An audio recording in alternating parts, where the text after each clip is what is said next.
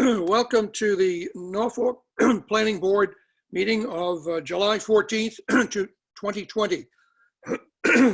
This is Walter Byron, the Planning Board Chair, and permit me to confirm that all members and persons anticipated are here. So let's start with the board. John Wilton. Present. Aaron Hunt will be late, estimated by 7:30. Chad Peck. Here. Gary Searle. Also here. So we have our staff, Rich McCarthy, town planner, Here. and our administrative assistant, Betsy Fijo. Here. Okay.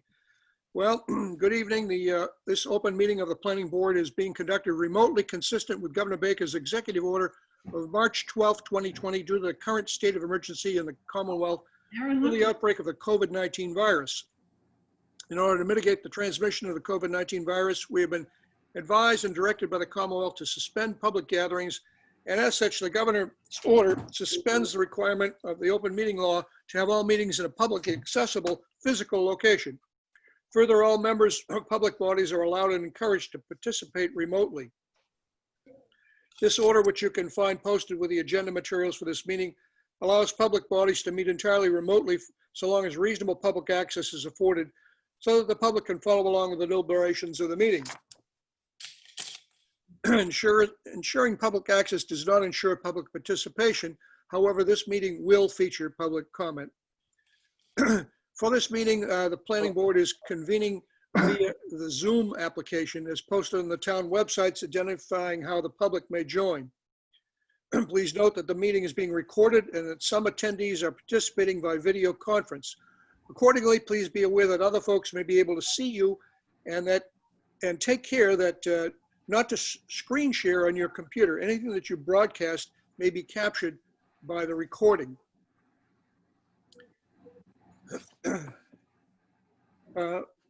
Before we turn to the first item on the agenda, I just want to say that each vote taken this evening will be conducted by roll call vote. I'm going to go a little bit out of order here because this is the first meeting we've had after the town election, and the objective this evening would be to reorganize the chair, vice chair, and clerk. And so with that statement, I would open the floor to nominations for chair.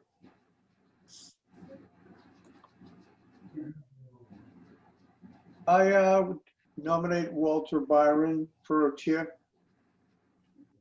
Do we have a second? I second that. Do you have any other nominations for chair?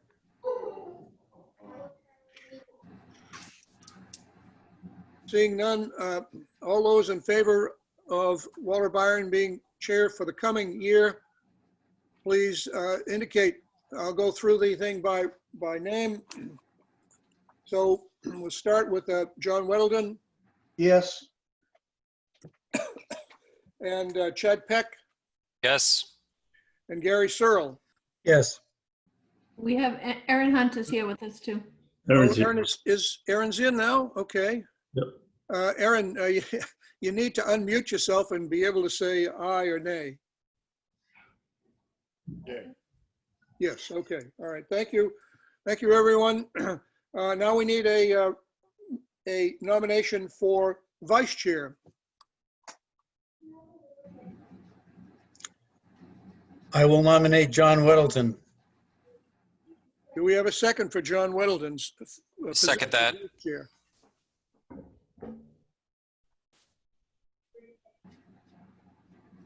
Well, I will second it, at least so we have one candidate. Do we have another nomination? Yeah, Chad did second it. Just Oh, he did. I'm sorry. I didn't hear him.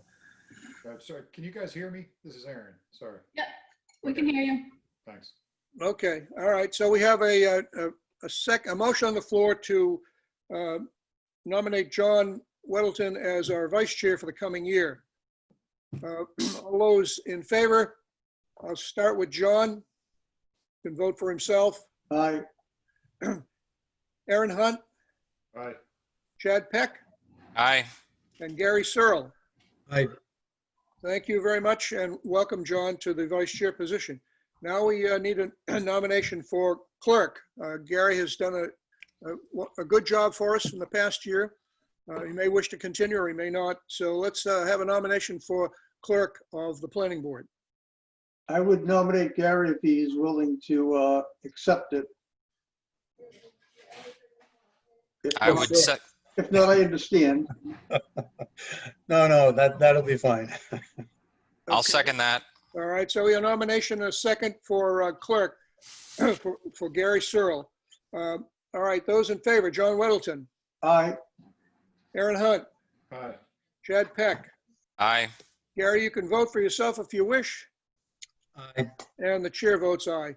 Thank you very much, Gary, for accepting that responsibility. All right, with that having been accomplished, let's move on to the first item on the agenda, which is 6 Hill Street, site plan, special permit for outdoor storage, stormwater and earth removal permit, continued from June 16th, 2020. The first thing I would say is that we have received a letter from the applicant's attorney, Edward Cannon. Betsy, could you put that letter up on the screen? Yeah, I think Rich can do that. Yep, I will. Or Richard, okay.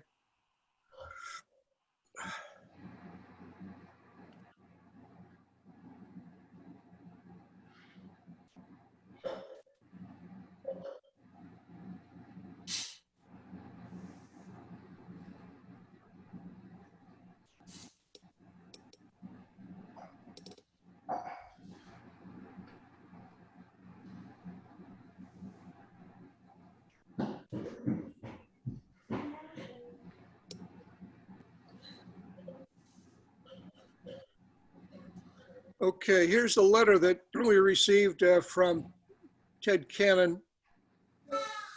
I won't read it all line by line, but it requests the board continue the board's meeting concerning only application to the board next meeting date. As reason, the applicant says A&R plan which will show 4 Hill Street with at least 30,000 square feet of land area. He didn't get the drawing in time. Respectfully request that all of the zoning relief that is now pending before the board be withdrawn without prejudice. So we have 2 items to deal with there. One is the request to extend the public hearing until next meeting. And the second is to deal with the request to withdraw without prejudice. Walter, I have 2 questions. Yes, John. Number 1, on a A&R plan, I don't think it has to be accepted at a formal meeting. I think it could be turned in, if not looked at by the planning board or Rich, it's automatically approved in 30 days. So I don't know why that's even on the agenda. But secondly, if you could just clarify the second paragraph, the applicant requests that all other zoning relief that the applicant now has pending. Is that his way of saying he wants to withdraw from site plan approval?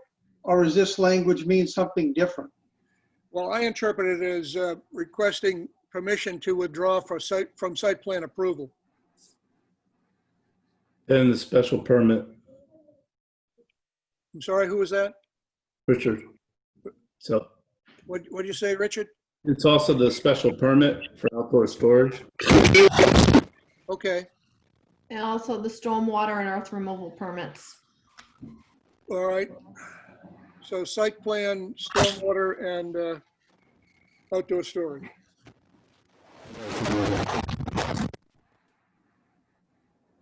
Any discussion by the board on that request to withdraw without prejudice?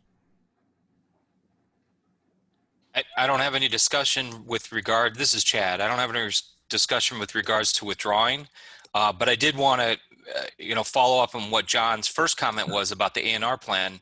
And yeah, that was my understanding as well, is that we didn't have to do anything and the A&R plan was automatically approved after 30 days. And so it should already be done. That 30 days has passed.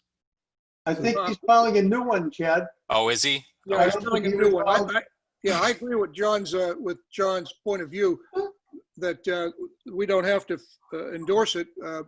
And if we don't, it is approved within 30 days. But this refers to a new application, Okay. a new A&R, which will deal with the less than 30,000 square foot issue that was presented in the first version. Okay. Walter, where your conversation with town council on setting up a Form A plan that does not comply with existing zoning, which it being a new lot, being a new Form A, and the town council would not give us a legal opinion, which I find odd. I myself personally want to stay away from the matter. I don't believe that I want to take part in something where the town's attorney won't even go out of his way to say whether this is a proper filing of an A&R plan or not. So I'm confused by the whole thing. Yeah, in my conversation with the town council said that that when an A&R is filed,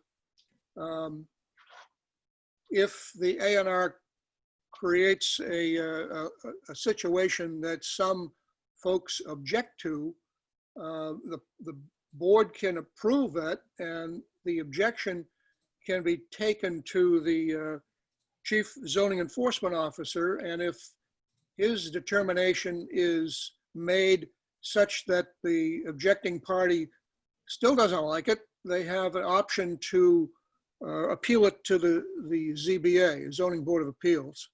And that was the advice I was given by town council. So just that. Wow. All right, so we need a motion to accept the request to withdraw without prejudice for the site plan review and the earth removal permit. What was the other one, Betsy? Walter, is there going to be public comment Hello. before the who's vote? this? Oh, Al, okay. I'm sorry. What was the question, Al? Are you going to have some public comment before the vote? I can do that, yes, if you wish to comment. Would, if this is the appropriate time. It's all right, go ahead. So I have a comment on the applicant's letter to withdraw. It says all other zoning relief. It doesn't specifically state site plan approval. There's been some duplicitous filings here where the building inspector, and I believe it's with conjunction of Rich, have allowed the applicant to gain occupancy. And it's right in the regulations on an F11A. If the zoning officer puts conditions on the F11A, which he did because he wrote a letter, and I sent it to you, Betsy, and some of the board members, but it's. But Al, how does this apply to withdrawing without prejudice? Well, it applies because you have the authority to revoke the F11 that the building inspector issued. And being as he's withdrawing his site plan application, and your zoning bylaws say if the zoning officer puts conditions on the F11A, occupancy cannot be, I'll read it for you. It says occupancy shall not occur until compliance with all conditions of the determination. So he has gained occupancy, and now he's withdrawing the application, and he hasn't complied with the conditions of the building inspector. Now you have the authority on F11D, authority of the board, to come in here and remove his occupancy. And as you guys can see with the violation notice and how he has entered into this occupancy, he's been issued a violation notice with all the equipment. He's got it stacked 20 feet high right now as we sit. So this whole thing has been a bait and switch and trickery by the applicant and his attorney. And, it would be nice to do a little cleaning here. Walter, what my thoughts are, for an attorney to give a letter, I've never in my 7 years on the planning board heard it termed other zoning relief that was pending. I mean, if he wants withdrawal from a special permit and a site plan, I think that he should specifically say the site plan and the special permits he want to be withdrawn from. And seeing that this has been going on 1.5 years now anyway, I would suggest that we continue this and have him come in and formally apply for what he wants to withdraw from. And perhaps at that same time, with the outside violation that still hasn't been remedied, and the fact that the occupant is using the building, even though the F11, in my opinion, was negated when he filed for site plan approval, along with him saying that his filing did not comply with zoning, I think that we should continue and have them in next month. That's my own personal feeling. Understood. All right. Aaron and Chad and Gary, how do you feel about what Jonah just said? This is Chad. I don't totally agree with John. I do believe that the language in the letter is vague. I think it should be a lot more specific of what they're looking to withdraw from. I think it would be a really good idea to have them come into the next meeting. Prior to that meeting, provide a current letter detailing what they want withdrawn from, and appear at the next meeting, and we go from there. But yeah, John's right. I mean, that I don't think that F11 even is valid. And the fact of the matter is, where he's been working in the building, so there's not a real big rush to finish this thing up. And I admit I did not know that the planning board, I thank Al for giving us a copy of the bylaw, that the planning board has the right to overturn an F11 approval by the commissioner, which absolutely makes perfect sense, because in theory, we're talking about putting that to the planning board in the fall town meeting with a further amendment to the F11. I think that should be discussed. Aaron? Walter, honestly, this is a really hard conversation to follow. I think we need some sort of summary presented to us for consideration. I'm extremely concerned that town council doesn't want to advise, and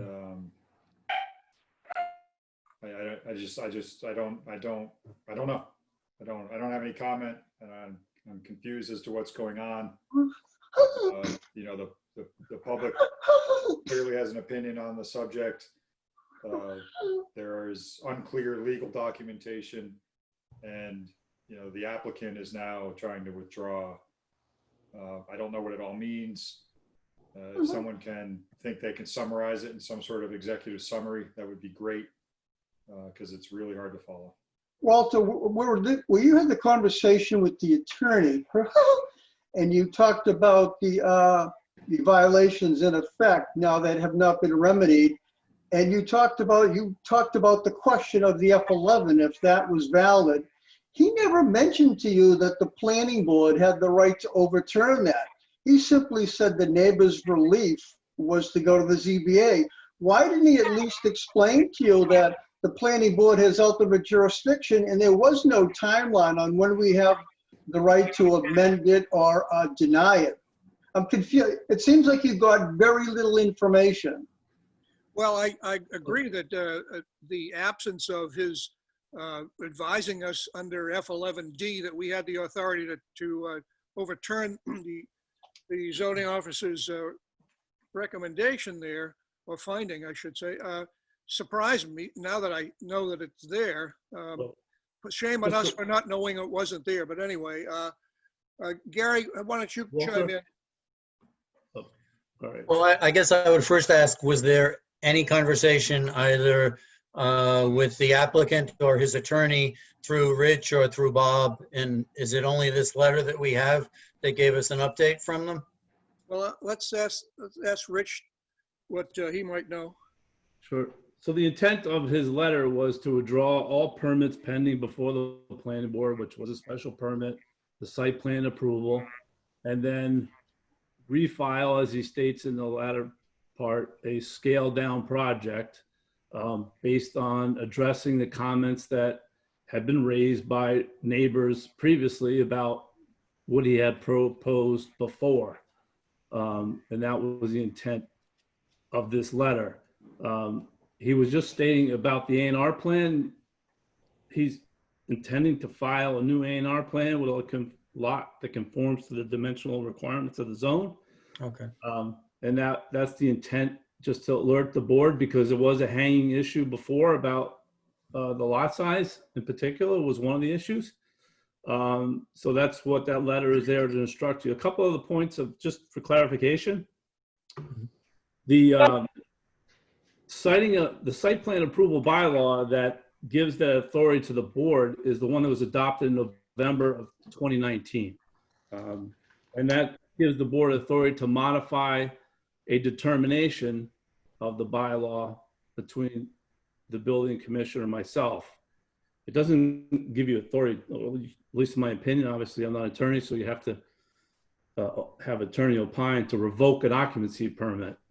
That's not what it's giving you the authority to alter the determination that's made. This is an occupancy by way of the F11 document. That's the whole reason for the occupancy. But they're different terms. And they're different. An occupancy is different than a determination under the bylaw. Well, if A is needed to approve B and you approve B and A was never submitted, does that make B okay to be approved? No, but so just point of clarification. He is occupying that property under the F11 that was issued in March of 2018. There is no new F11 that's been submitted. He's asking right now to withdraw the project and come in with a new one. I would say, one part of the determination, if somebody came to me and already said they're going to full site plan, going to the planning board for site plan approval, it kind of renders what I need to do. It's doing what it's supposed to do. It gets them before the planning board. So Yeah, but he's using the F11 as valid, where his follow-up letter, when he was going to file with the planning board for site plan, said they were aware that they did not comply with zoning. Giving somebody an F11 means you comply with zoning in the previous use. So in theory, he just said in his follow-up letter, by filing for us, he needs zoning relief, and that means the F11 never should have been issued. That's what I keep stumbling at. I agree with you and Chad that the letter is not extremely well written, and it's subject to interpretation, and there's some vagueness to it. So I'm not going to argue that. Well, okay, can I just interject, Walter? Go ahead, one more time, Al. Walter, Gotta move on. Go ahead. thank you. The applicant went at the direction of the zoning enforcement officer to the ZBA for a special permit. And after a meeting and conversations with the ZBA, he wrote a letter of withdrawal stating that he realizes now, after this meeting with the ZBA, that he needs site plan approval. All right. So he acknowledges in that withdrawal from the ZBA that he needs site plan approval. Once he needs site plan approval, the F11A, which says he doesn't need site plan approval, should have been withdrawn along with that letter. That was my comment. And then he filed. That was my comment. Then he files for a site plan. You can't have site plan not required by the zoning enforcement officer and then site plan application filed. You can't, that's duplicitous. Can we put Ted Kennan's letter up there when he asked to file for site plan approval saying that they needed zoning relief? Do you have that letter backdated? I think it's June of 18 or 19. It's 2019, and Rich, I'm sure, has it. We can put it up there. The paragraph speaks for itself.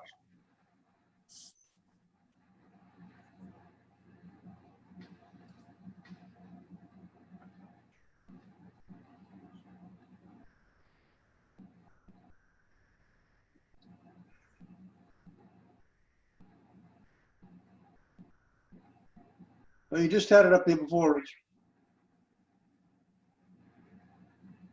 The second paragraph? No, that's the wrong letter. Hang on.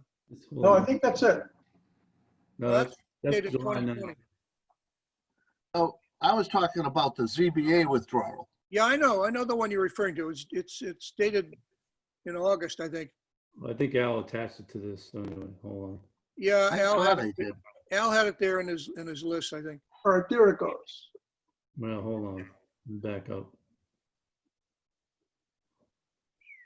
Okay, right there. I'll read it. As a reason for this request, Hunter states that the subsequent filing to the application for zoning relief, which is F11, it is filed for site plan approval with the planning board. Based on comments from the planning board and their consultant, it has become clear that Hunter will need different zoning relief. This different zoning relief was not apparent to Hunter at the time of the application. Because at the time, Hunter had a determination from the building commissioner that the site plan would not be necessary. So he's saying that he knows after he got the F11, he needed site plan, which makes the old F11 and the occupancy not valid. That's correct. I mean, he's sort of stating his own case. Well, let's see. About 10 minutes ago, we had an idea that what we should really do is continue all of this discussion until next meeting when both Ted and Nate can be present. Yes. So if that's acceptable to everyone, I think we should take a motion to that effect and vote on it and then move on. Now, the issue of that Al raises about the validity of the F11, as I understand it, Al, you're taking that to the ZBA next week. Yeah, and I unearthed the fact that you have the authority to take care of it right in your own regulations, and it doesn't have to go to the ZBA. I don't want to speak for Al, Walter, but I think what he was saying is Al had an appeal with the ZBA based on the F11 finding. And Al was told, since he was filing for site plan approval, he could withdraw his appeal of the F11 because it was no longer invalid. Am I correct, Al? Yeah, what Al's talking about, the authority you have. That's correct. The authority you're talking about right So I now. never got my hearing for the appeal of the F11A. Yeah, well, I think, Rich, what you were trying to tell us. And I was told by the ZBA, the reason I don't need an appeal is because he withdrew. Yeah, but you're going back again next week, right? Right. So the point that Al is raising is about the planning board authority rests within the new site plan approval bylaw was enacted in November 2019. Right. The F11, whether irregardless of, well, the F11 that he is in there right now under is the one that was from 2018. Well, I commend the board on writing the new F11 bylaw, which puts that in. It makes a lot of sense. But that doesn't negate the fact that even though we under the old bylaw, the old F11 was totally obliviated by the attorney's letter saying he's going to file for site plan approval, saying that there were zoning issues that weren't met. Yeah, I think what Rich was trying to tell us, however, about this section F11D, authority of the board, was in reference to a finding that the zoning enforcement officer might make as to what type of business was in there. For example, contractor's headquarters versus commercial business.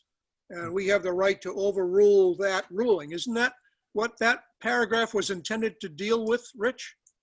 No, that paragraph is intended, so hypothetically, somebody gets a new site plan under this new site plan bylaw a year from now or 2 years from now, or they come back and they say, hey, I want to do something different from the approval that I had with the planning board. They filed the F11 with us at the town, with the building department, and and based on the criteria may determine that it's a modification. It goes to you as a modification. You may determine, you know what, this needs to be a full site plan review with a larger review scope. That's what that piece is in there for. Yeah, the way I read this, I don't agree that we have the right or the responsibility to overrule the zoning board, the zoning enforcement officer's determination on an F11A. I don't read it that way. But it's different. We're not overruling the officer. We're requiring as a part of the approval of the F11A that a site plan approval process be entered into. Right. So the inspection officer has the ability, and the planning or the town planner have the ability to approve an F11A. If the planning board so chooses to ask the applicant to go through the site plan approval process, that's what this does. It has the ability for us to add to the F11A, the site plan approval process. Right. All I'll say is there's two instances. One is when they ask for, when the building inspector says you have conditions on the F11A, you cannot occupy that building unless those conditions are met. It's clear, it's highlighted, it's in your zoning for F11A. Secondly, there's a site plan approval from 1979 on this property, and herein lies the whole problem. He's never enforced the expansion of the site plan, but the planning board has the right to revoke the original site plan approval from 1975 if someone expands it in the manner that this applicant has. And that's the last section. Site plan approval may be revoked by the board after a public hearing if it determines that the site has not been developed or maintained in accordance with the site plan, with the approved site plan. You have an approved site plan.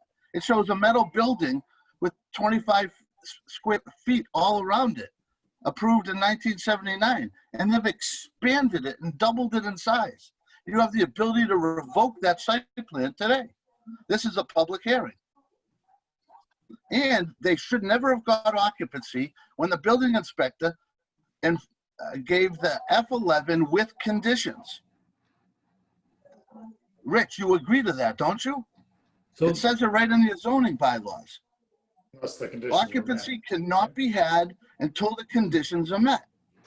His F11 came with conditions. Those conditions were never met. How did he get occupancy? How did this property double in size over 15 years? That's There's remedy not in really two a question different for this places. board, for though, you- right, Walter?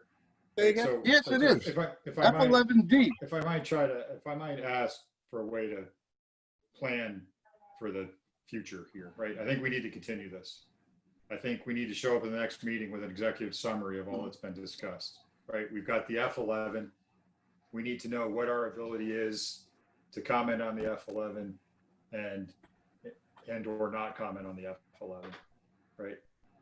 We've got the fact that they've got occupancy and that they have taken occupancy based on an old site plan approval, and that we have the ability to revoke that site plan approval based on the fact that it has nothing to do with the way that that site is currently being used, right?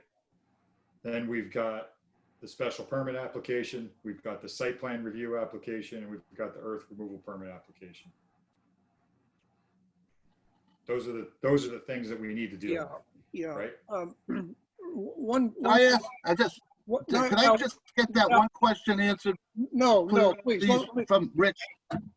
Let me ask Rich a question. Rich, assuming that the letter Ted Cannon wrote represents what you suggested, that he wants to withdraw the site plan, special permit, et cetera, et cetera.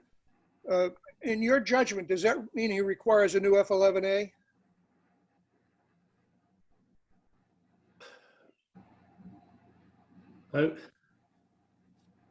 As I'm sitting here looking at it, I don't think he needs a new F11 because he's going to be filing a site plan approval with the planning board. His intent is to file a scaled down site plan approval. You don't know what he's gonna file. Come on. Rich, don't you agree that it says right in your zoning, If I may, occupancy shall, what his intent is irrelevant to this conversation. All right, I think we need to move on, here, guys. We could spend all evening talking about. Walter, if I might summarize it, look, I think we have two options here. We can continue this like Aaron recommended, get clarification, executive summary, whatever, just to get clarity because the letter is very vague. That's option A. Option B is we go with the understanding that Rich has that he wants withdrawal on everything, and we accept the withdrawal, and then we have to revisit the whole F11A because Al brings up a really good point. He has an F11A that he's gained occupancy on, but he didn't meet the criteria for that. Yeah, I think we ought to take option A and continue this to when the applicant and his attorney are present next meeting. But there's some clarification that we need as a board heading into that meeting, right? We need Yeah, some I- clarification on the F11, right? Yeah, I understand. It seems apparent that the F11 has been granted and that the applicant has taken occupancy of the building. There's probably nothing that the planning board can do about that. And the Yes, sir. advice, by the way, the advice I've got from town council on occupancy is the same I got on the A&R, which is that if some folks such as Al or perhaps others in the neighborhood disagree with the F11A, they can go to the zoning enforcement officer and get a ruling from him. If they're unhappy with his ruling, they can go to the ZBA. Nowhere in the discussion did the town council point out that the planning board has the right to withdraw an F11A occupancy from an F11A. And I don't, despite what Al has put forward in front of us here tonight, I don't think that the planning board has that responsibility or right, frankly. So I'm not agree with that, Walter, but I'd add to that I agree with the F11A, but it looks like we have the right to request a site plan approval based on the actual occupancy of the building. So that is something we should determine whether we have that actual right or not. I mean, it's written in our bylaws, and yes. if the F11 can't be revoked, we should strongly consider requiring the applicant to go through the site plan approval process. Based on the fact that the building is currently being used in a way that's very different from the original site plan approval. I agree with that. And it is my expectation that he will file a new site plan application Right. based on this letter that he sent. So just to clarify the question being raised, he is in there operating under the F11 that was issued by Bob in 2018. Yes. I have it here. He can't. It came with conditions. You can't get occupancy without the conditions being satisfied. Al, we understand your point, but there's nothing that this board can do But about Rich doesn't understand. Rich doesn't understand it, Aaron. Well, then you're going to need to take that up with Rich outside of the planning board. I don't know what does this say? It says he has to get a special permit for 3 or more commercial vehicles, correct? And does he have it? No. Does he have Okay. it? No, he doesn't have it. So he hasn't satisfied the F11. And so he's got a zoning violation as a Wait. consequence, right? Let me clarify. So information was submitted to the building department that there's a violation of the F11 because he had more than 3 commercial vehicles, which expanded beyond the scope of the F11 that was issued in 2018. So he did a site inspection to verify or not verify. And if the site is, if there's no more than 3 commercial vehicles there, then he's within the 4 corners of that original F11. No, it isn't. The F11 stands on its own. Chair, The F11, the legality of the F11 is not the purview of the planning board. Right. Right, I agree. Let's take a motion to continue this to next meeting. I will entertain that motion. So moved. I'll make a motion to continue, but I'd like to put conditions upon our own board to come with determinations about the items that have been outlined, Such as, confirmation of the F11 in 2018 and the planning board's authority to request a site plan approval based upon the zoning bylaw change that was made in 2019. Okay. we have a second? We need confirmation that we can withdraw without prejudice the special permit, the site plan review, and the earth removal permit. I think that's within our purview. Right, but I just, for discussion, don't think we want to withdraw those applications unless we have the authority to require a site plan approval. All right, one more time, state your motion so it's clear for the record. Motion is to continue to the next meeting, which I don't have the date. Betsy, you could help me with that. August 11th. August 11th at 7 p.m. At 7:05 p.m. With the conditions With the that, conditions to our own board to come with some background and determination on a couple of issues. The first being the F11 ruling, where we understand that the applicant has occupied the building based on F11 with conditions. It would be good to know what those conditions are and whether they've been met. We need determination on whether the F11 that was issued in 2018 can be qualified by the planning board based on the zoning change that was made in 2019 to require site plan approval if the site plan is being used in a way that is different than the original approval.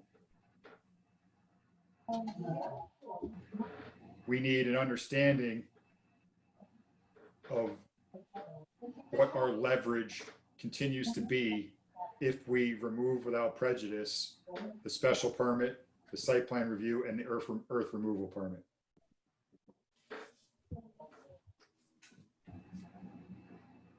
do we have a second on Aaron's motion? Second.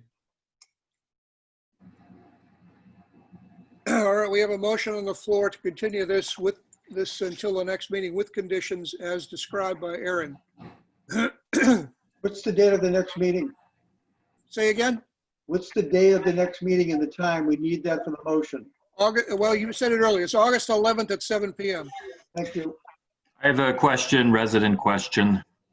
I'm sorry, Peter. We can't take questions. I'm not taking questions until this motion is dealt with. Sure. All right, we have a motion on the floor. We'll take a vote. Mr. Weddleton, Aye. Mr. Hunt, Aye. Mr. Peck, Aye. Mr. Searle, Aye. chair votes aye. Mr. Saab, you wish to ask a question? Yes, don't you need a revised letter that states more clearly what they're requesting to withdraw from? Yes, and we'll see that we get that. I think Just the a letters quick are question relevant. as well. Rich, We know are what you they going applied to, for. sorry, we're both talking at the same time. I was only asking if Rich was going to contact and provide either summary to the attorney or the applicant with regard to our expectations for the next meeting. Yes, both. Okay.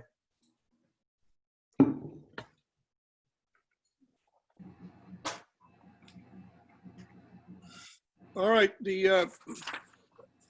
could we take this letter down now? Thank you, Rich.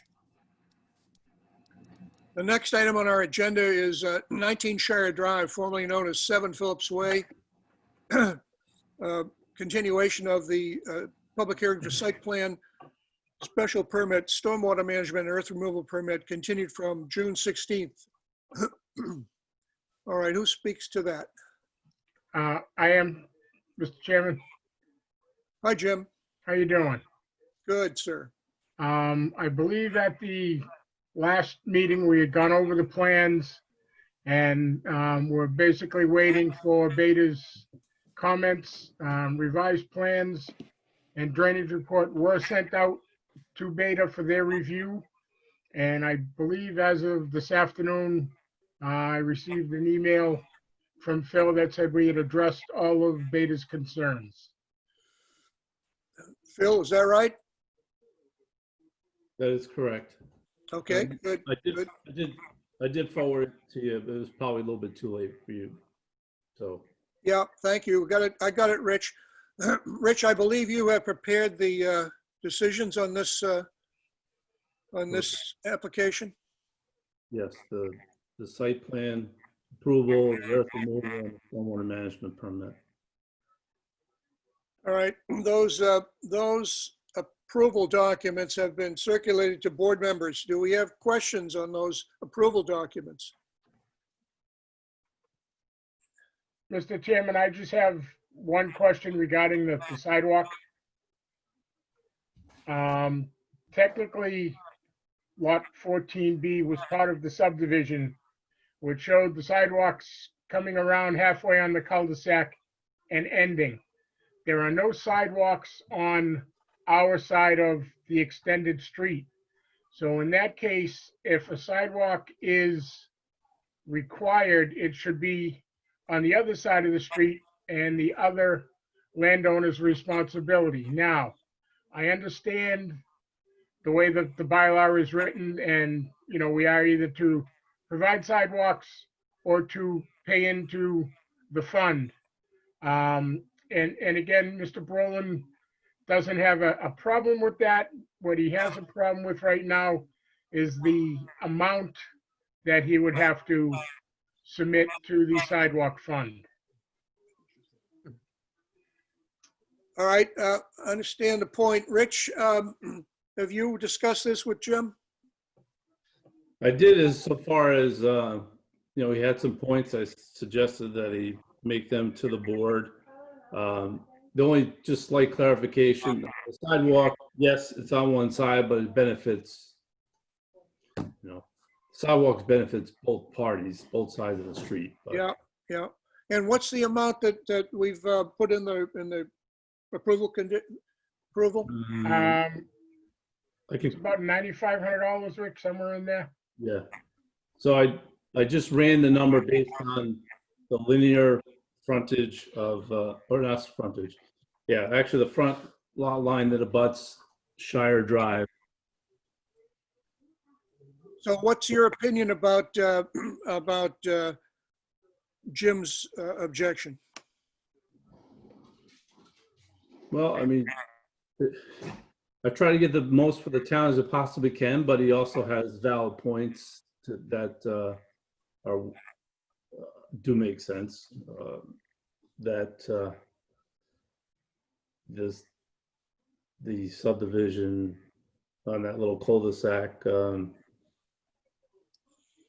there's certainly not a need for the sidewalk anymore there. So I don't know if maybe his client had thought might be a more reasonable number. He was wondering if you could cut it in half.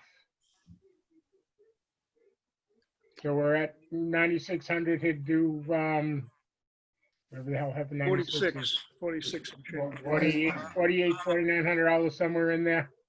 Why Well- is this even a subject of debate, Rich? We have a pretty clear formula for how this number is established. Well, Yeah, we have a clear formula for the dollars per square foot. And usually the frontage of the lot is what determines the length of that we apply times the $30 rate. Rich apparently has done that on across the street. What's the consensus of the board as to whether we should modify the amount that's in the approval document? John, are you there? Rich, is there a site plan? Site plan, yes. You want to see the site plan or? Yes, please. Okay. Sorry, John. Well, I think the bylaw states if there's already a sidewalk there, then you pay funds to put one someplace else. Or if Yep. one is not needed, Yep. you put it to place one someplace else. The only issue that comes up is a precedent that if we discount this, then everybody else coming would have a right for the same thing. Yep. Yep. Understood. So, and the application in this case just is that there is no, this would be a new road that wasn't constructed. So it's not just there's the two provisions, existing roadway and then, and then a new subdivision. This falls in that secondary category of a new road. So if you look, well, maybe you want, I can just, let me go back to the existing conditions plan. So, Rich, I'm not sure I follow you. What second category you're talking about? well, so there's a section in the regulations that talks about your property boundary that abuts an existing street and whether there's a sidewalk there or not. Mhm. So in this particular instance, there's a layout, but there's not actually physically constructed road in front of this property right now. Mhm. And then the second one is when you develop a new subdivision, there's a requirement for sidewalks. This is in this one because this is part of a subdivision that was not completely built out originally. So if you see this little the turnaround here that's here now Right. on the ground, I can't see that. Where is it? on my right-hand side where the bubble is, can you see Is that the cul-de-sac? right here? Yeah. Okay. Is that the This- best view of it we've got, Rich? No, you know what? Let me go to. I'll go to the aerial and it'd probably be easier to see it this way.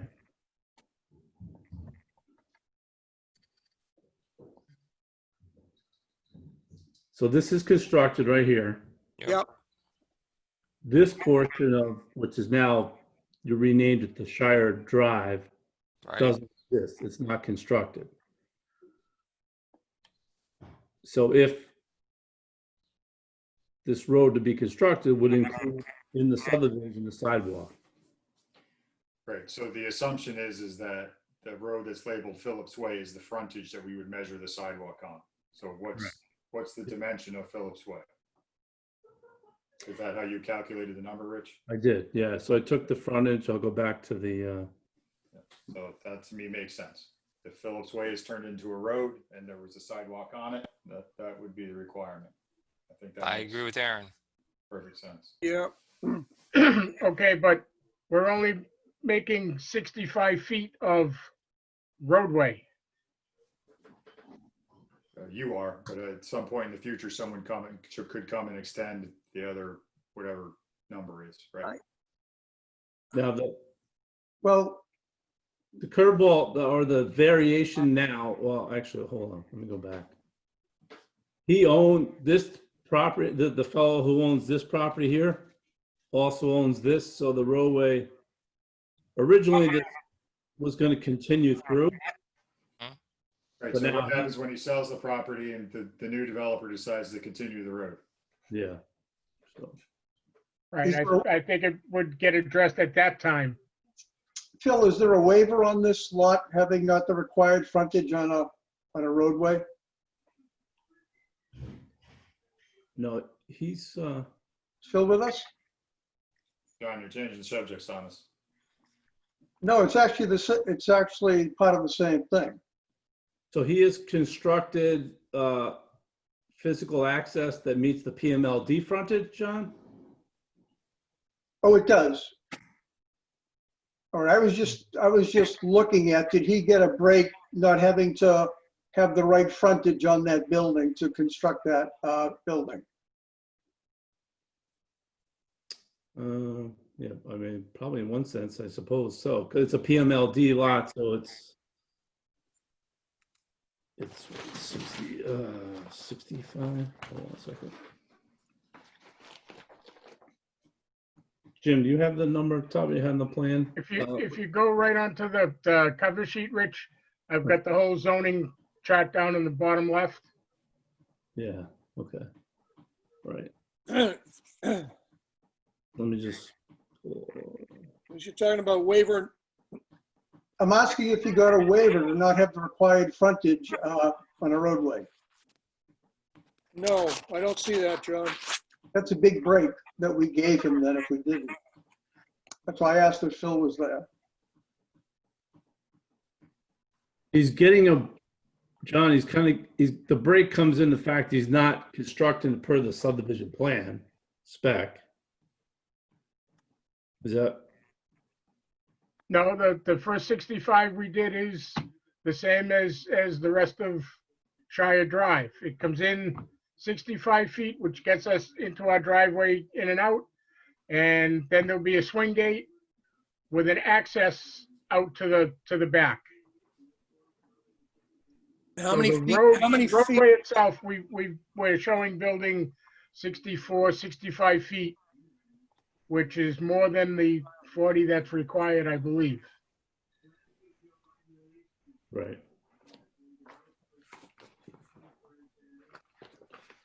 I mean, yeah. Rich, how many feet did you figure out when you multiplied by the $30? He Looks like used the 323, 323. That's what I calculated as well. right. That's, yeah, I did. I didn't calculate it based on 40 feet. So, And the 320, show me on the drawing where the 323 feet run from and to. okay, hold on, let me just. Dog approves. Yeah, dog approves. So this point here Yeah, to this point here. so it's not in front of the building, it's beyond the building. Correct. Yeah, it's beyond where the building's located. Yeah. Can you move the drawing down so we can look in front of the building? You want me to show the building on with the frontage? Does that help? Yeah. Hold on a second. Is there sidewalk anywhere else in Shire Drive? It's all on the other side of the street. It comes up and it ends at the driveway for the building across the street right now. Do we know how wide that sidewalk is? I believe it's a 5-foot sidewalk. It is 5 foot. Okay. Yeah. You can see in the picture here, it ends right at the driveway for 20. Okay.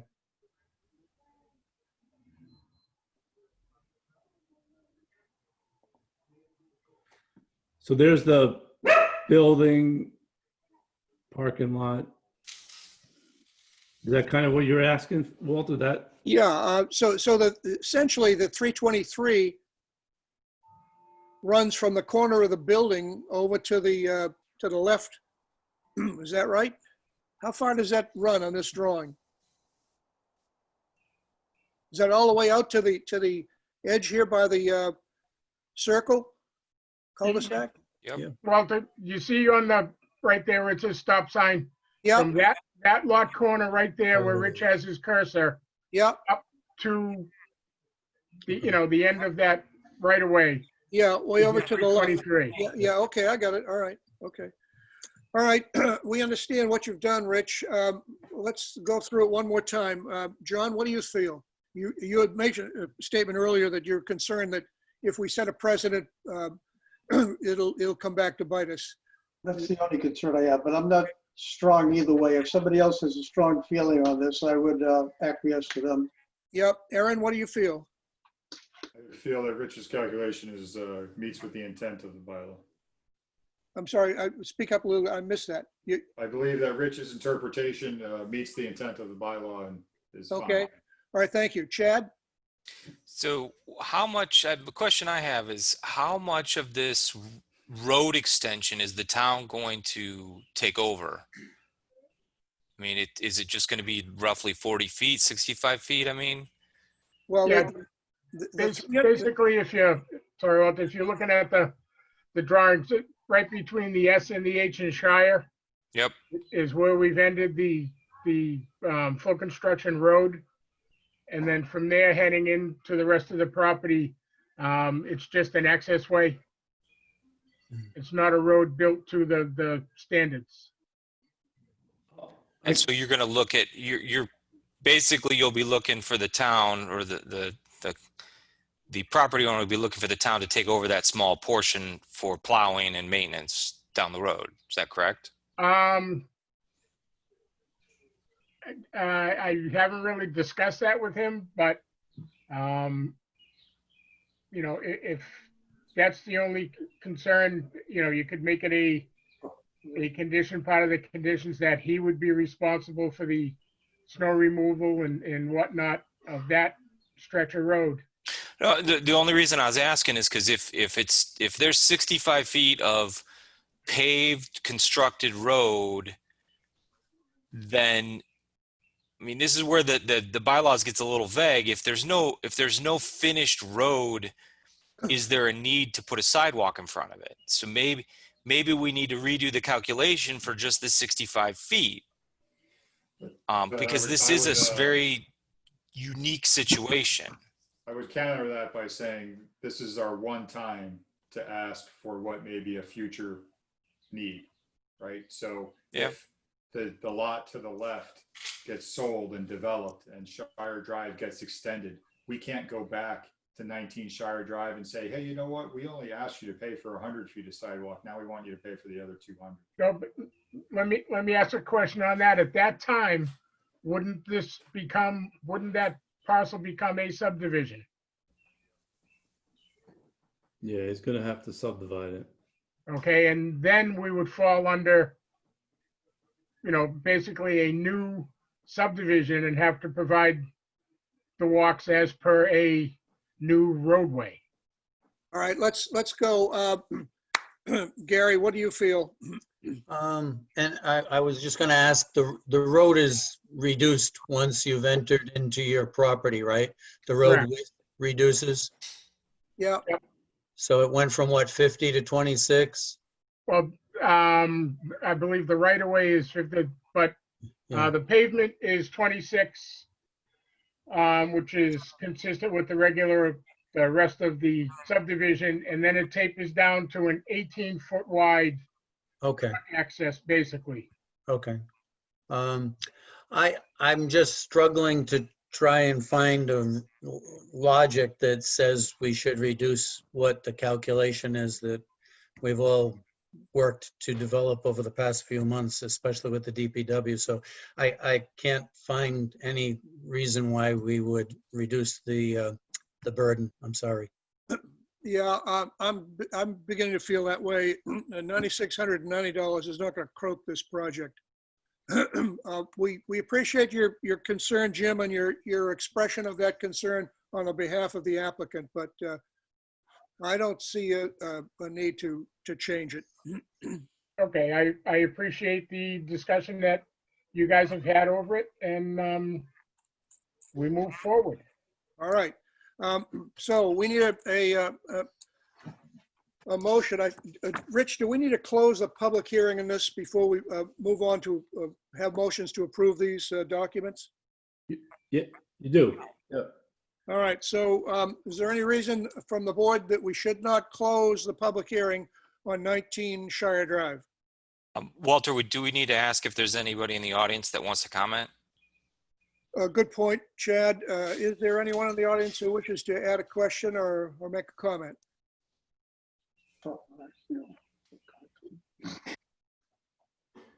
Hearing none, then Chair will entertain a motion to close the public hearing for 19 Shire Drive. Special permit application. And what else have we got? We got an earth removal permit and stormwater management permit, correct? Yep. And then the site plan has outdoor storage special permit with it. Okay. All right, so we need a motion to that effect. So moved. Do we have a second? Second. All those in favor of closing the public hearing on 19 Shire Drive site plan special permit, earth removal permit, stormwater management permit, and you say outdoor storage as well? Correct, yes. Outdoor storage. All right, so Mr. Weddleton, Aye. Mr. Hunt, Aye. Mr. Peck, Aye. Mr. Searle, Aye. chair votes aye. Okay, so public hearing is closed. Now we need a motion to, we need to do these separately, do we not, Rich? Yeah, there's 3 separate permits. All right, Well, yeah. we need a 4. motion to accept the decision 2019-14 site plan and special permit application for 19 Shire Drive. So moved. Do we have a second? Second. Mr. Weddleton, Aye. Mr. Hunt, Aye. Mr. Peck, Aye. Mr. Searle, Aye. chair votes aye. Now we need a motion to accept to approve the earth removal permit and notice of decision for 19 Shire Drive. So moved. Do I have a second? Second. All those in favor, Mr. Weddleton, Aye. Mr. Hunt, Aye. Mr. Peck, Aye. Mr. Searle, Aye. chair votes aye. Now we need a motion to accept the approval of the stormwater management permit for 19 Shire Drive. We have a motion to that effect. So moved. We have a second. Second. All those in favor say aye. Mr. Weddleton, Aye. Mr. Hunt, Aye. Mr. Peck, Aye. Mr. Searle, Aye. chair votes aye. I think that wraps it up for 19 One Shire more. Drive. One more. Isn't One there more? one more? No. There's 4, right? That was only 3, wasn't it? Special permit? Rich, Rich, I don't have another document. What's the other document? Well, the site plan and special permit are combined, but there's Oh, okay, okay. Yeah, okay, all right. Okay. My bad. I get it. I understand. All right. Right. Next item on the agenda is 108 North Street, Stony Brook Wildlife Sanctuary, site plan for electric vehicles charging station. Who's here to speak to that? Do I need to read anything in, Walter? yes, you read the notice. You're correct, Gary, you do. Notice is hereby given in accordance with Mass General Law, Section 40A, and the Norfolk zoning bylaws, Section F11. A public hearing will be held on Tuesday, July 14th, 2020 at 7:30 p.m.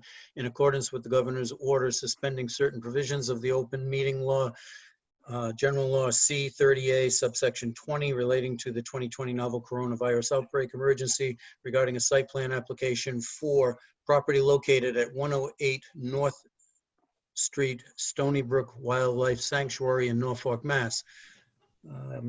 The applicant, Massachusetts Audubon Society of Norfolk, Massachusetts, is proposing the installation of an electric vehicle charging station as depicted on provided plans by Morse Engineering Company, Incorporated.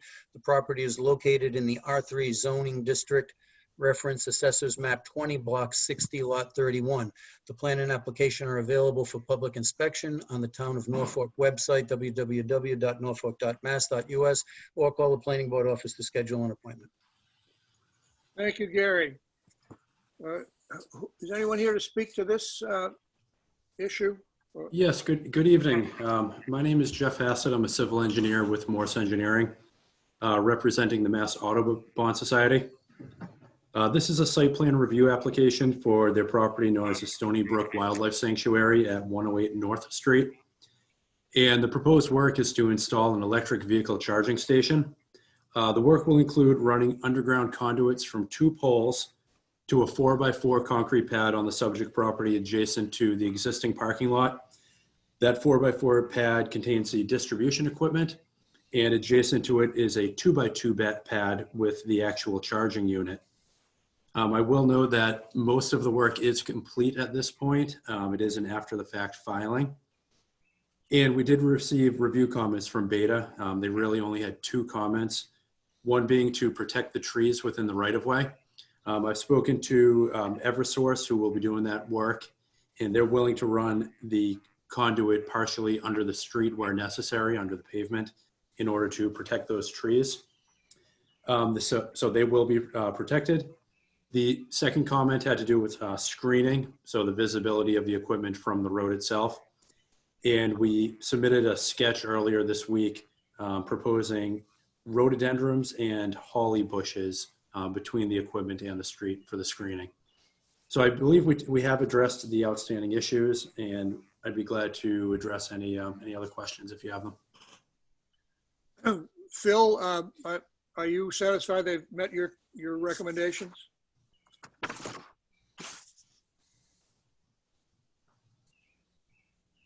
Muted. Can't hear him. What? I think he's muted, yeah. He's not. Can you hear me now?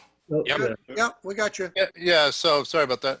The applicant is correct. The majority of the work is completed. The only issue, the only thing left, I think, is the conduit from the other pole. So I recommend that the condition that they coordinate with DPW for any work on the road. And I reviewed the screening with our landscape architect, and he's okay with it. So Are the screening bushes in place? Or are they to be put in later? no, they're not in. Okay, all right, okay. How high are the structures off the ground? 3.5 feet, maybe-ish. I didn't see any dimensions on the plantings. Are they going to be 3.5 feet then to screen it?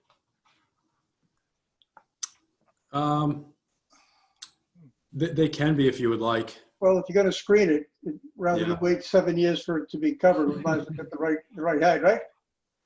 Sure, yeah, they can plant the larger bushes. Good point, John. Same with the rhododendrons, yeah. Rich, can you pull up the plan? Sure. Yep. Other questions from board members?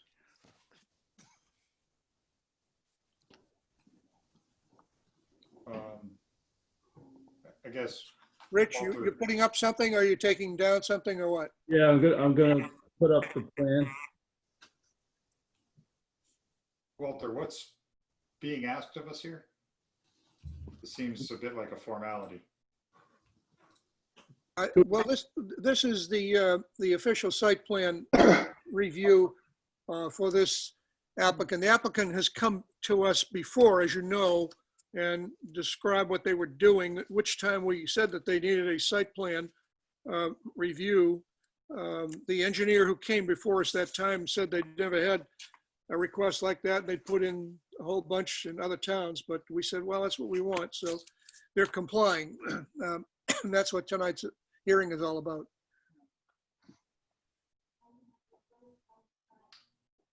Well, this is their effort to comply. Yes. Okay. Correct. This is they're asking for forgiveness.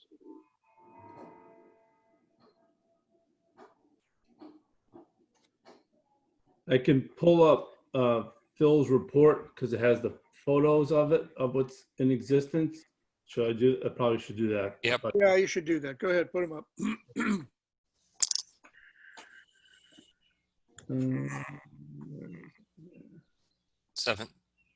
The 713 one, I think. Yeah, it's on both. All right, yeah, you're. Yeah. Oh, there it is. Yep. Yep.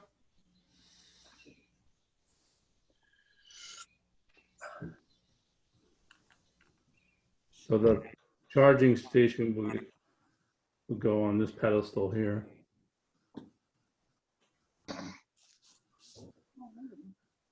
And the conduit will come in and go underneath that stone wall and hook up to that vertical box there, right? Right, exactly.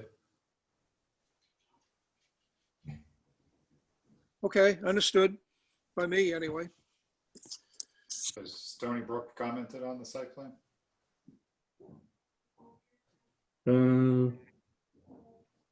Doug is, I think Doug is online, isn't he?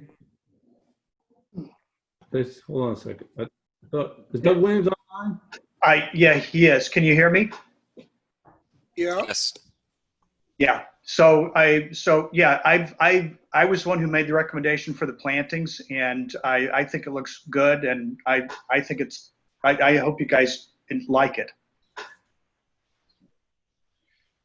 yeah, I think that the plantings are positioned properly, and as long as they meet the height requirement that John mentioned, I think we're probably okay with them. Rich, can you Yeah, pull up this- they will, and they're all native to Norfolk County. Okay. Thank you. Or we still Thank haven't you. seen the drawing with the plantings on it, Rich. Is Oh, I'm sorry, hold on.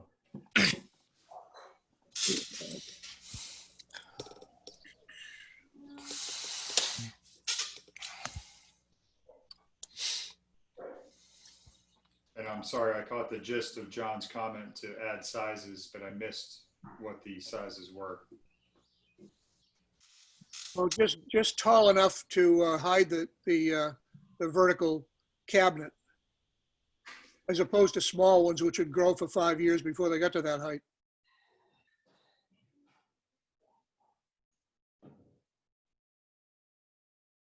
So that's the sketch, what could be. So we're saying that each of these plants will be a minimum of 3 feet tall when planted?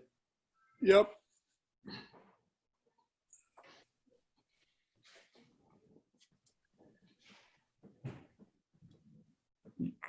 Does everyone agree? It's fine with me. I'm good.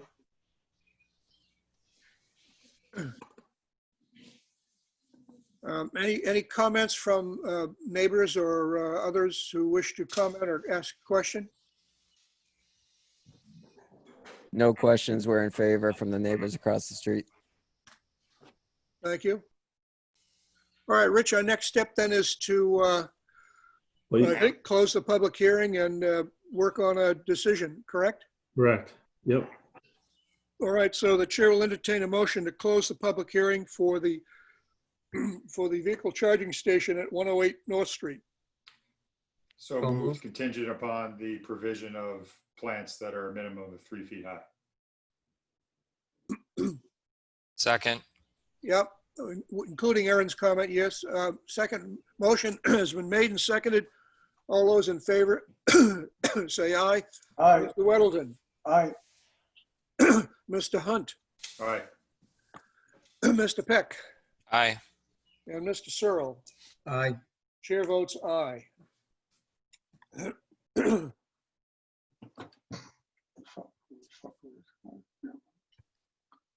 All right. Anything else that we need this evening, Rich, on 108?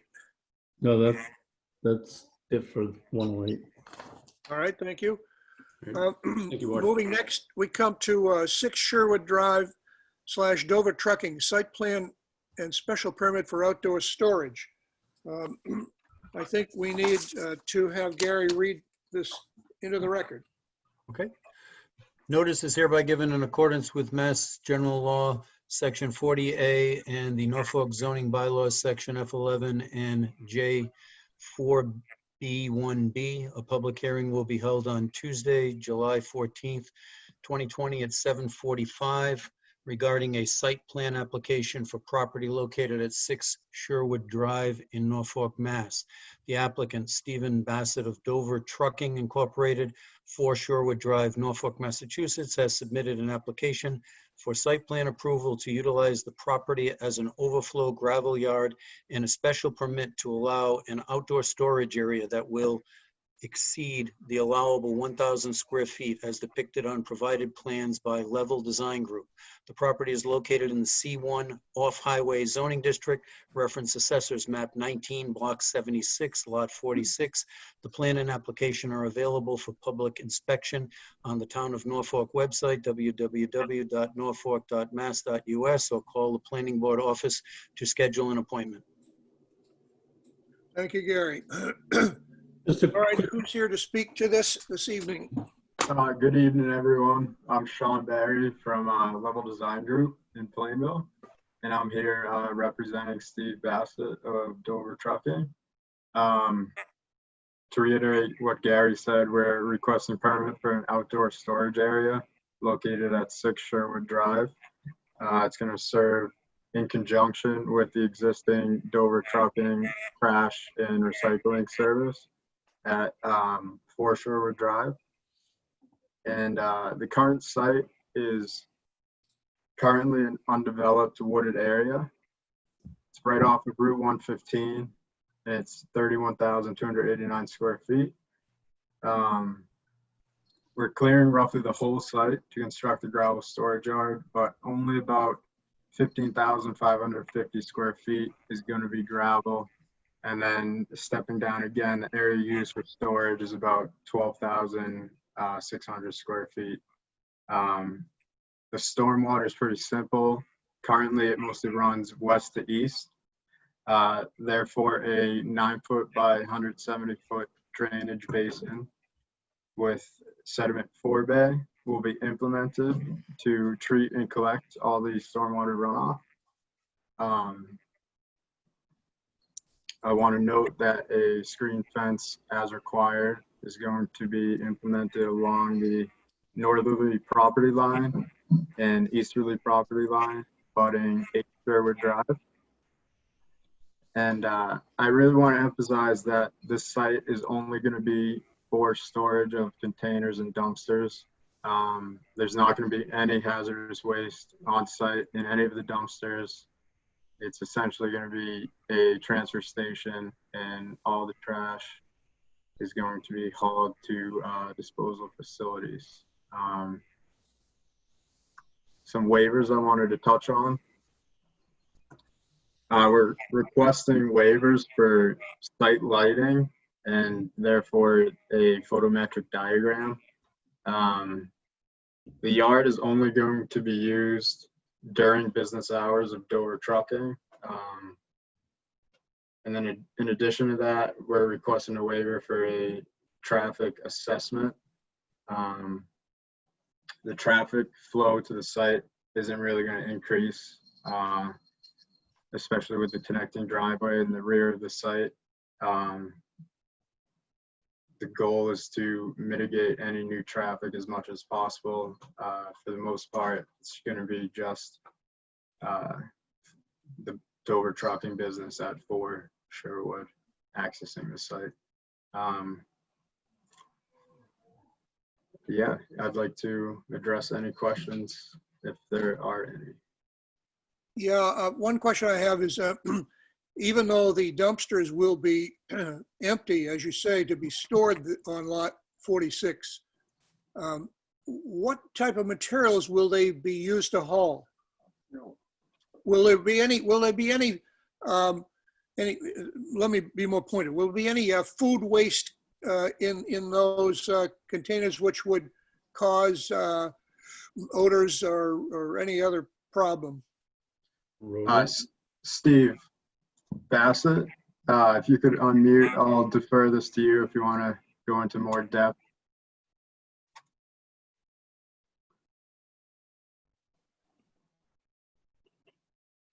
Steve's the owner. There he is.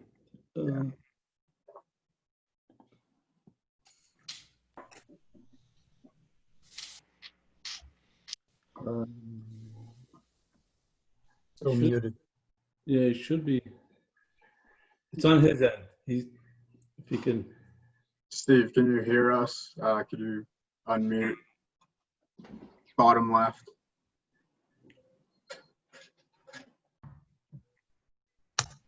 Hello, can you hear me? Yes. Thank you. Yeah. To the best of our ability, we try every night to have all our trash trucks and all our containers emptied. There is, I'm not going to lie to you guys, there is a little bit of residual stuff, whether it be paper, cardboard, or plastic tin in the recycling side of the truck, or then we picked the dumpster at Aromas and we had some, maybe some pizza stuck to the wall. That's about it. But no real storage or any kind of food waste at all.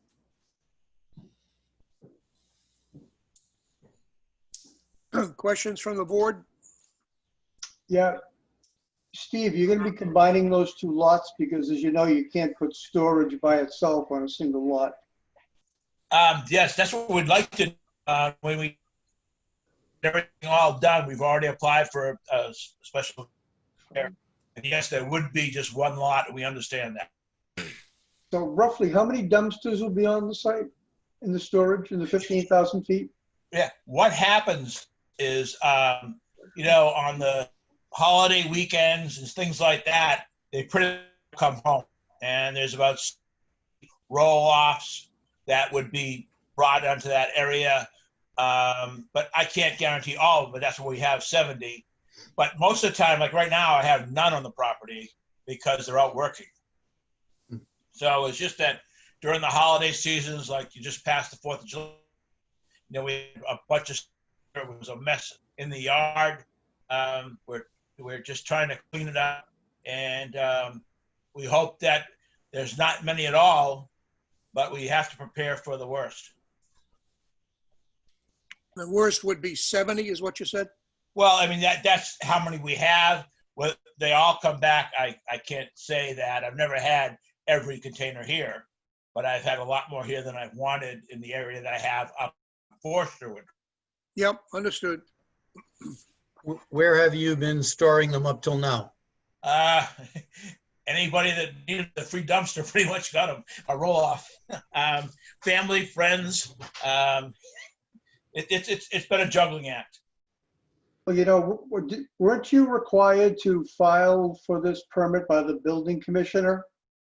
I actually visited the site a few times, and the thing was covered with storage and dumpsters and trucks. Well, that was my era, and I said, and I told at that point that ignorance is no excuse. All right, I'm just mentioning that because there was that there are neighbors and friends and that, but the place is pretty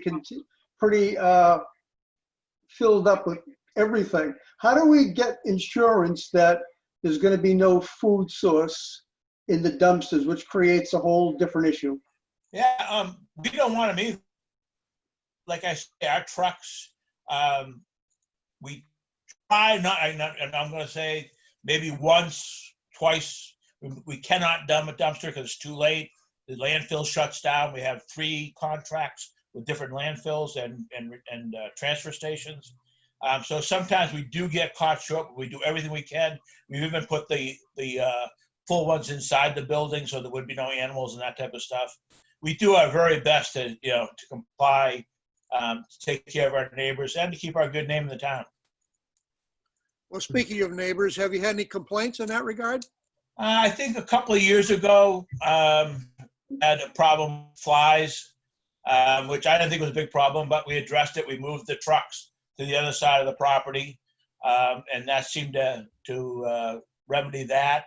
We do have a spray we put in there over the weekends in the summertime that, you know, makes them smell a little sweeter. So we do, you know, we'll pretty much address, and we will address anything that comes about.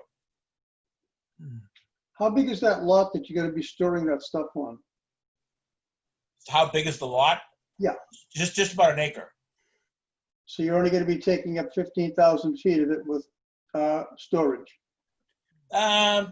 You know, I'm not a great guy with numbers. It's actually less than an acre. It's only 31. I'm just looking at the plan here. Yeah. Basically, with original vegetation, so half the lot will be storage then? Yes. Right? Yeah, about half the lot, yeah. So just, I want to just quickly just update the public and the board, as board already knows. So the peer review hasn't commenced yet. We just received the money today, I believe, Betsy had mentioned. So Beta will be doing their peer review of the project between now and the next scheduled public hearing, for the board. The one question I had, just one quickly, and then I'll defer.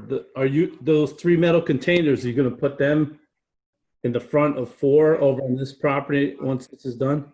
That's our plan. I'm gonna work with Cable on it. We're gonna do some plantings along that edge, and those would just be kind of like a buffer that, you know, we'll paint the outside of them and make them look better, yes. So they're gonna stay there? No, they're gonna go down on the new lot, on lot Okay, 6. all right. Okay, thank you. All right. I was going to make a point sort of along those lines. I mean, this is essentially a giant paved parking lot. If it was a parking lot, we'd be talking about landscape islands and buffers, especially considering it's a vegetated lot now. It would be great to see the expanse of the site broken up in some way with some trees. When I was talking to engineers, Steve talking, the problem with that is, moving these things around. I tried to keep the space instead of extending all the way over to cable line and, maximizing every piece of terra firma there was. We cut down on, the actual area that we're going to disturb. So, when you get trucks turning around in there in 12-foot by 6-foot wide containers, whatever you put there is going to get damaged anyway. So we would hope that this would just really be, really seen as a storage area, not per se a parking lot. What do we got for fencing in the plan?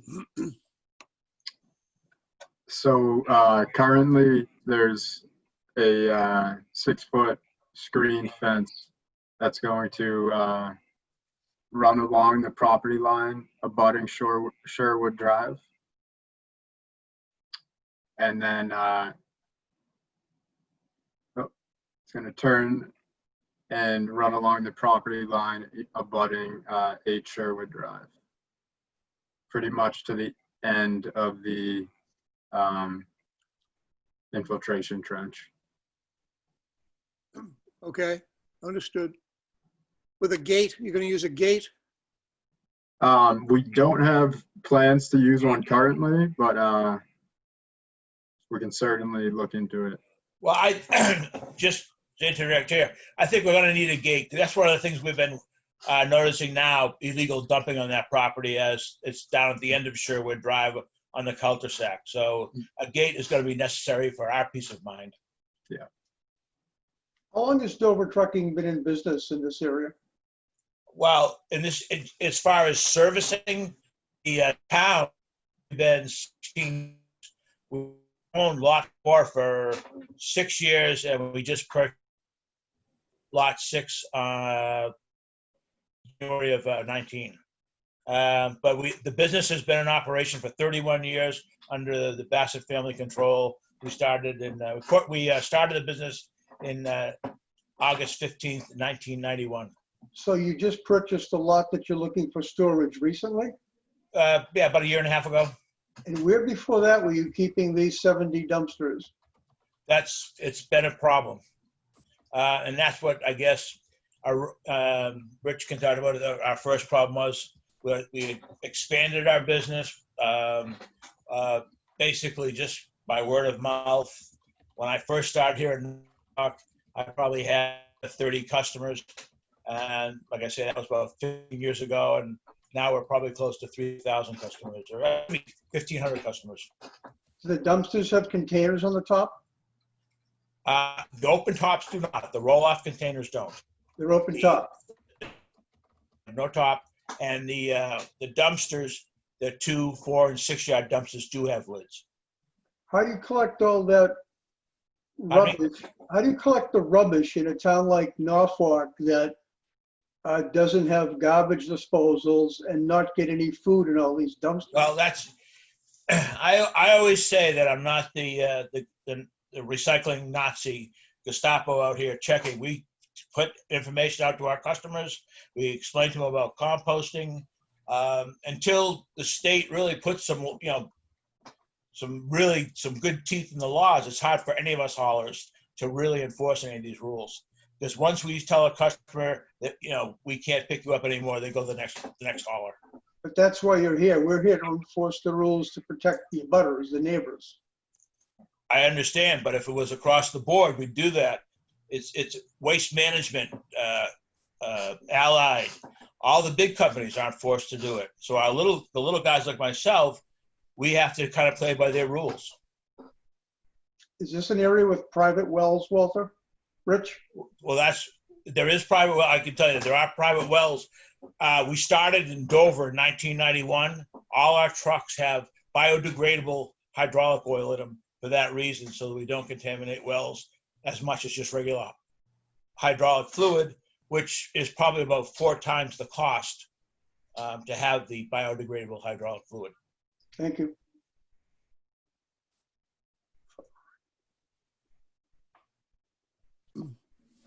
Anyone else on the board have questions? I guess. Any people in the audience wish to ask, add a point or ask a question?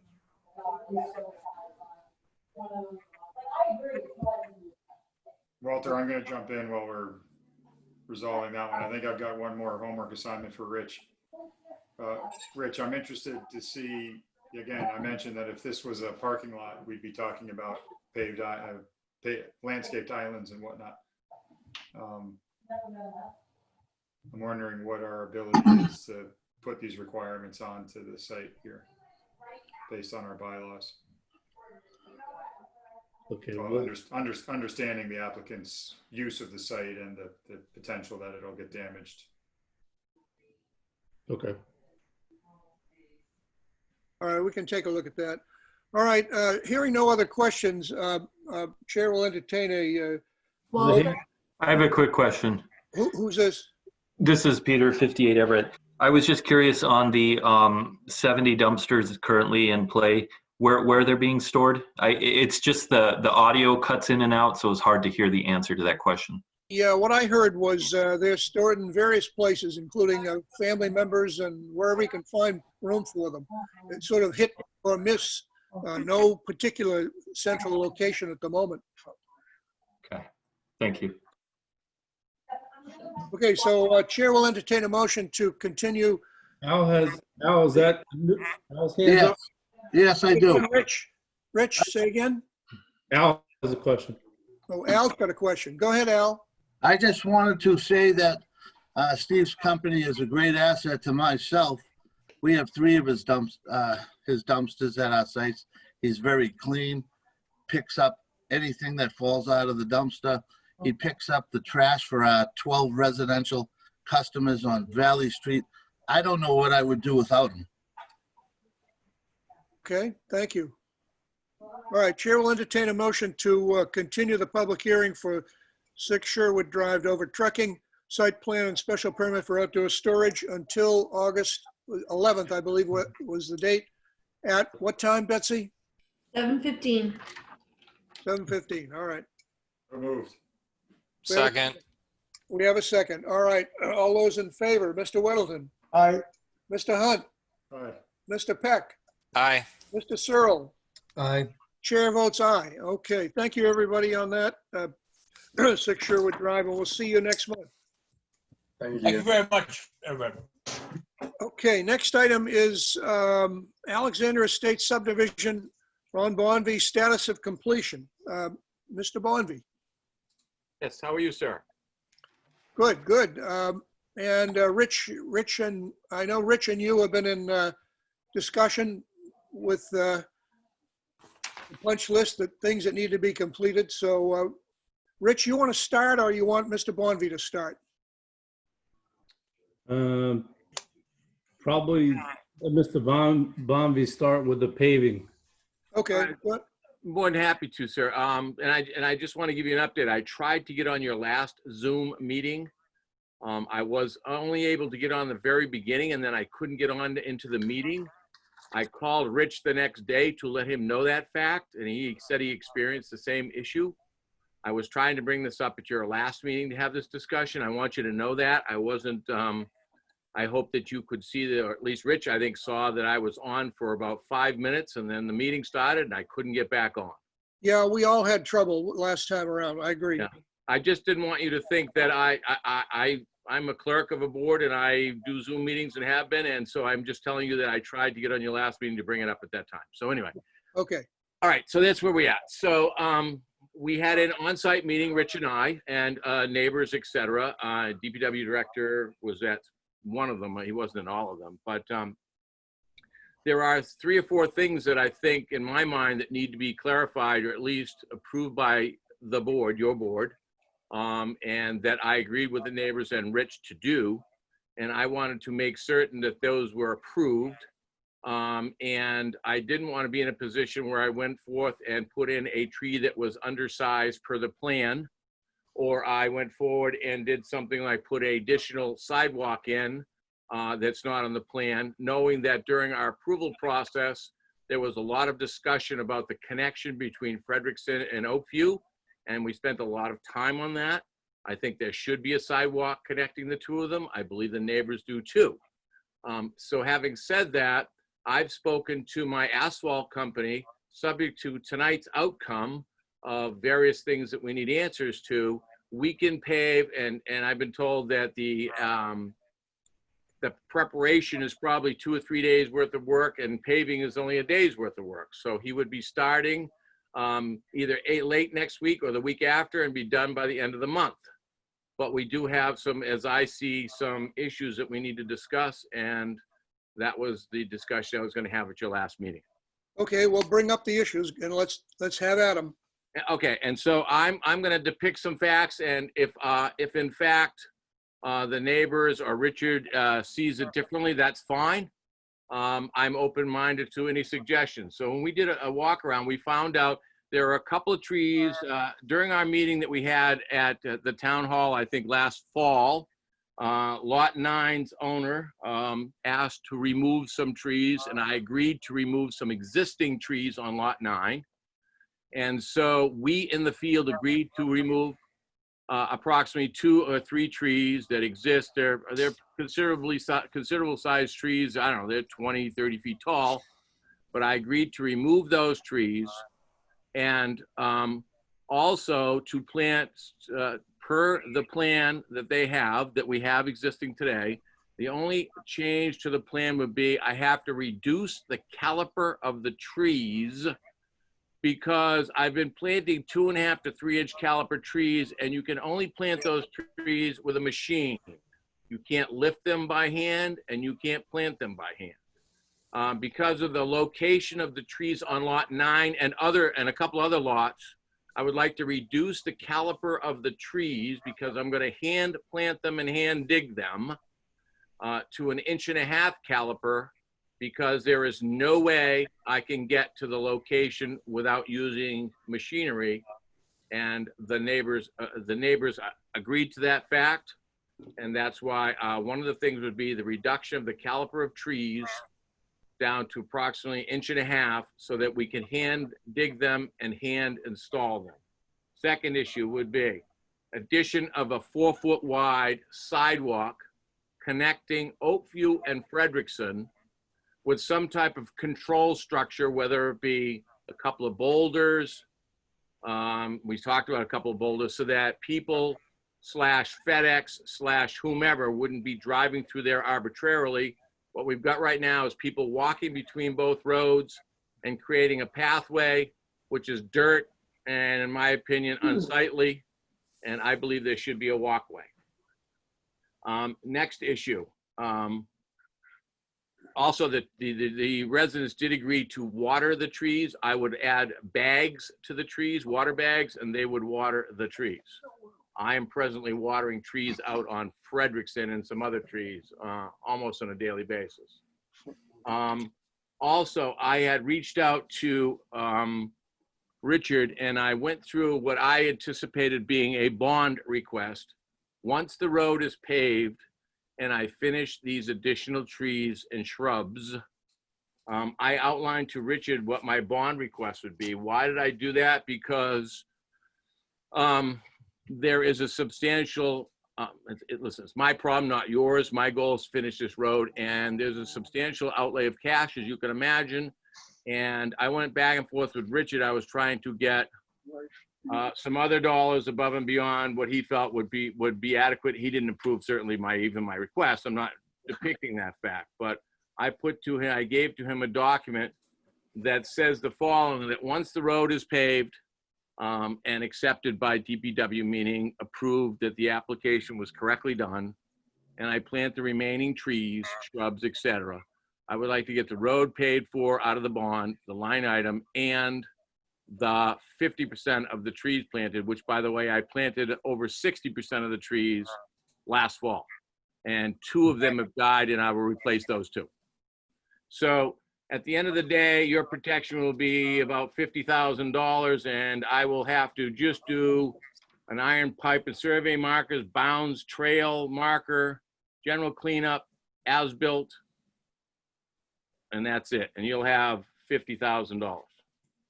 So I think the board will be in a very secure position, and certainly I want to get that 50. So I want to do those minuscule things to do that. So those are my issues, I guess, is the caliper of the trees, the addition of a sidewalk that I think should be installed, connecting Oakview and Frederickson, and the release, what I anticipate to be a release of the bond once those trees are done and the road is paved. Okay, that's pretty well understood. Okay, questions by board members? What are we reviewing tonight? Is this a site plan change or? Yeah, these would be potentially subdivision plan modifications. Is this a formal conversation of that, or this is the introduction of that topic? It's an introduction to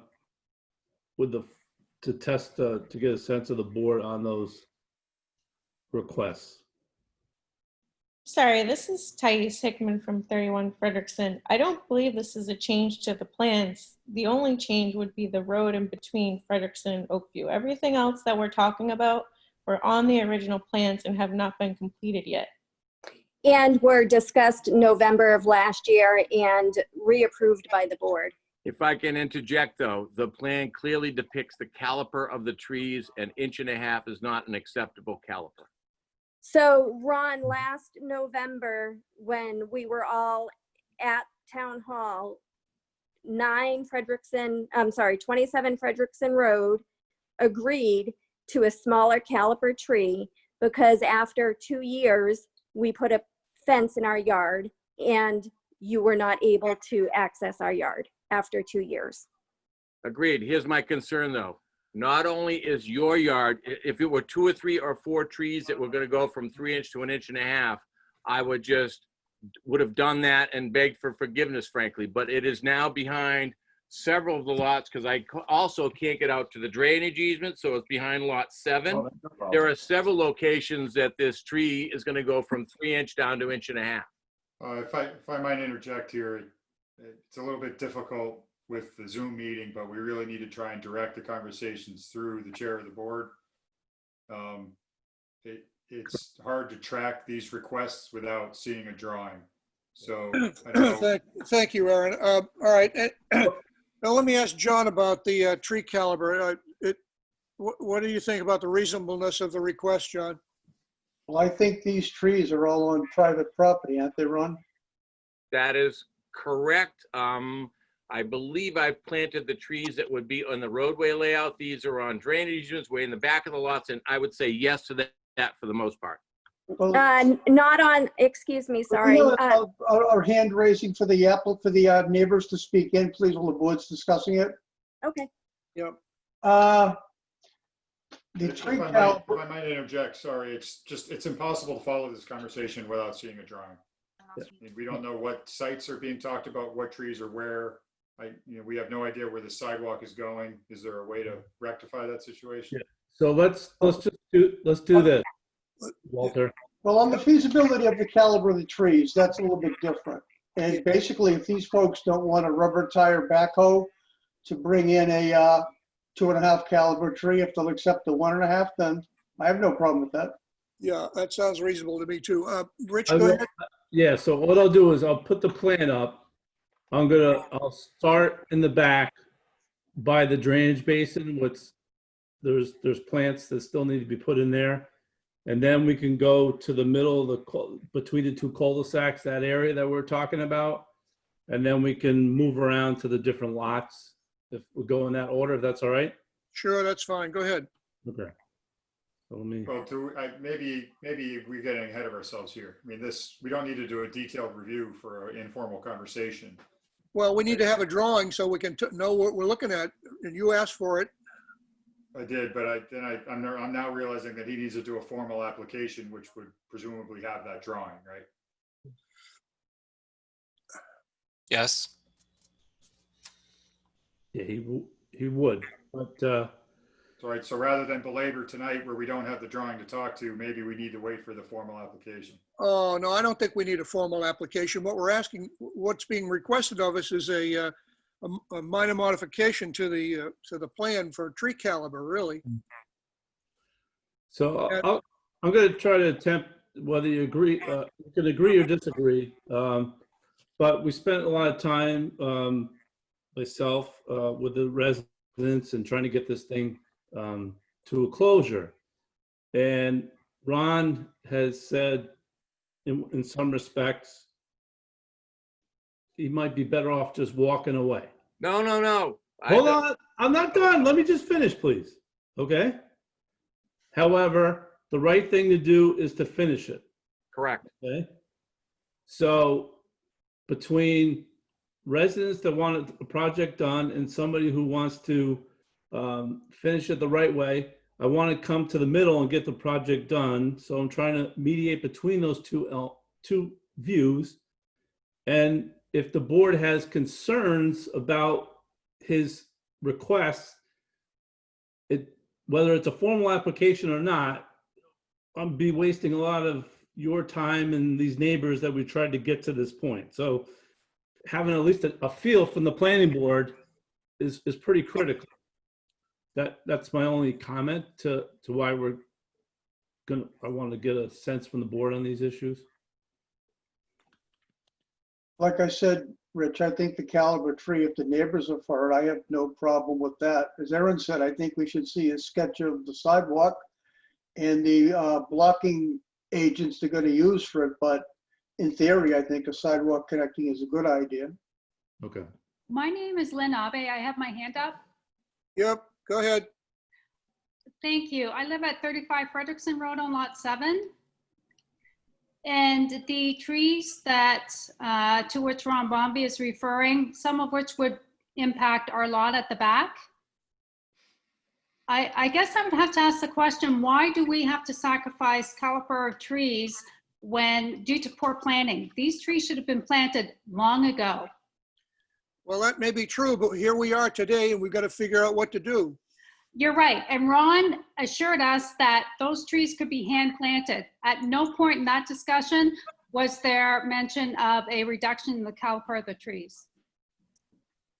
That may be true as well, but here we are today and we understand the point that he's making, that he can't drive equipment across the lots and to handle the larger caliper trees. So But in concept, he could drive equipment across the lots if granted approval by the owners of the lot, right? Well, right. And is he going, Ron, are you willing to repair the damage made by that equipment to our lawns?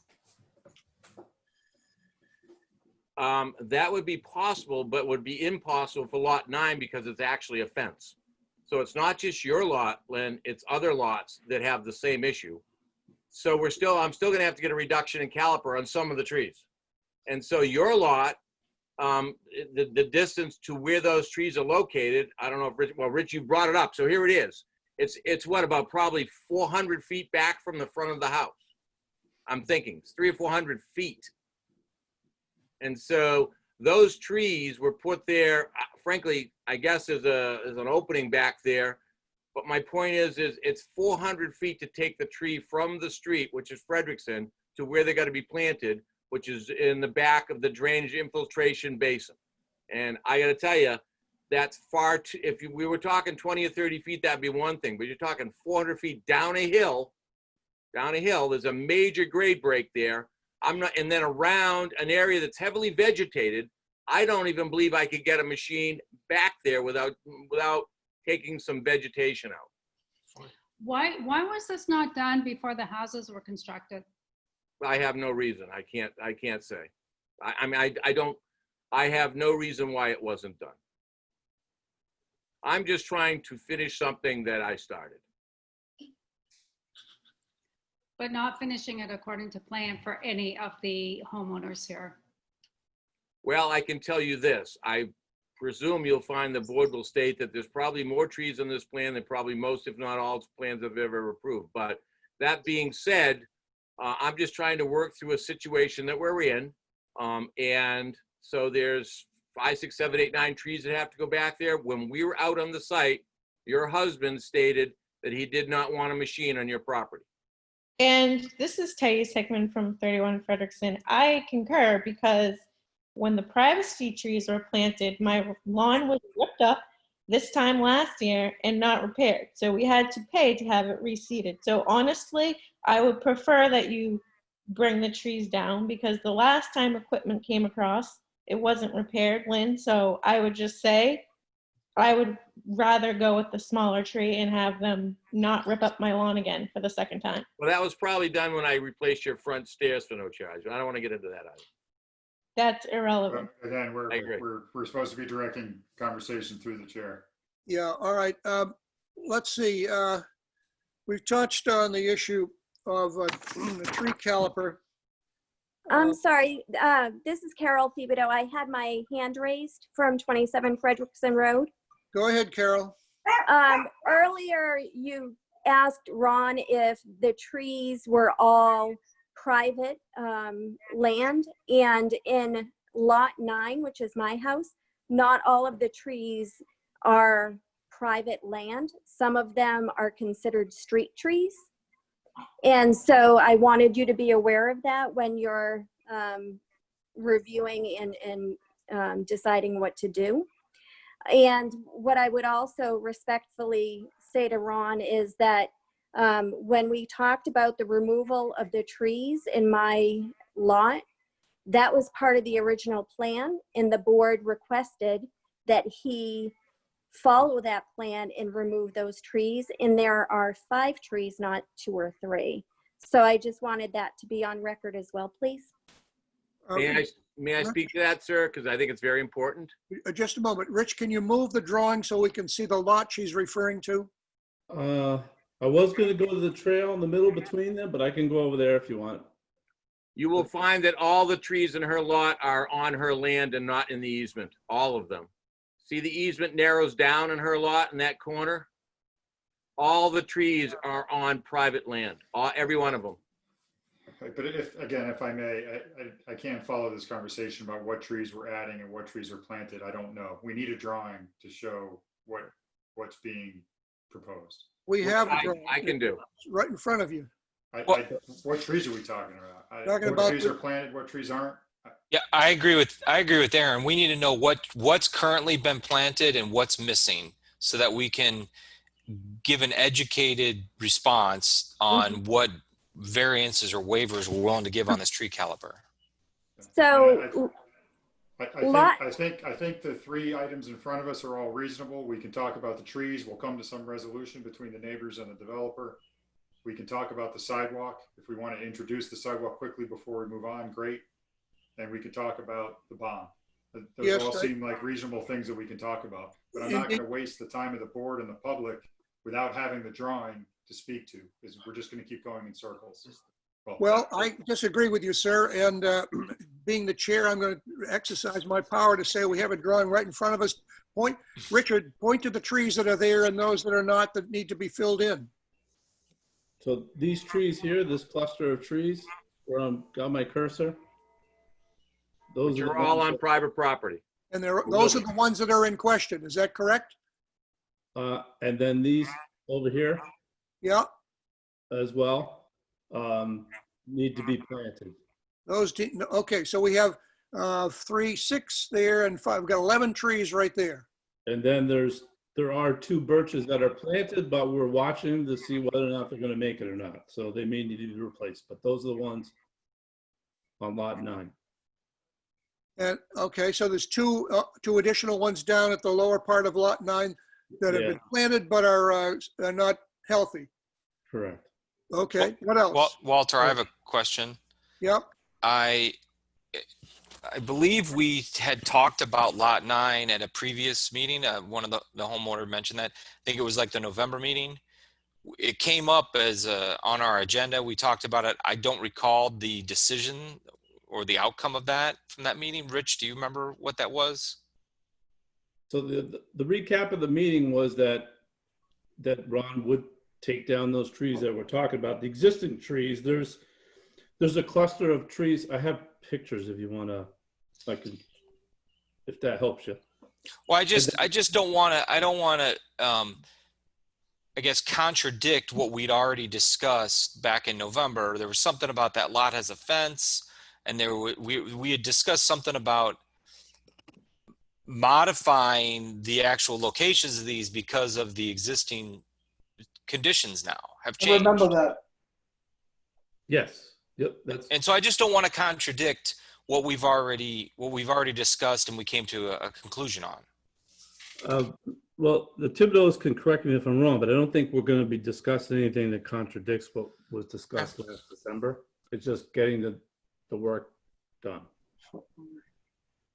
So that's cutting down trees that they had concerns, the existing trees that are they're not straight up, they lean towards the utility pole in this location here.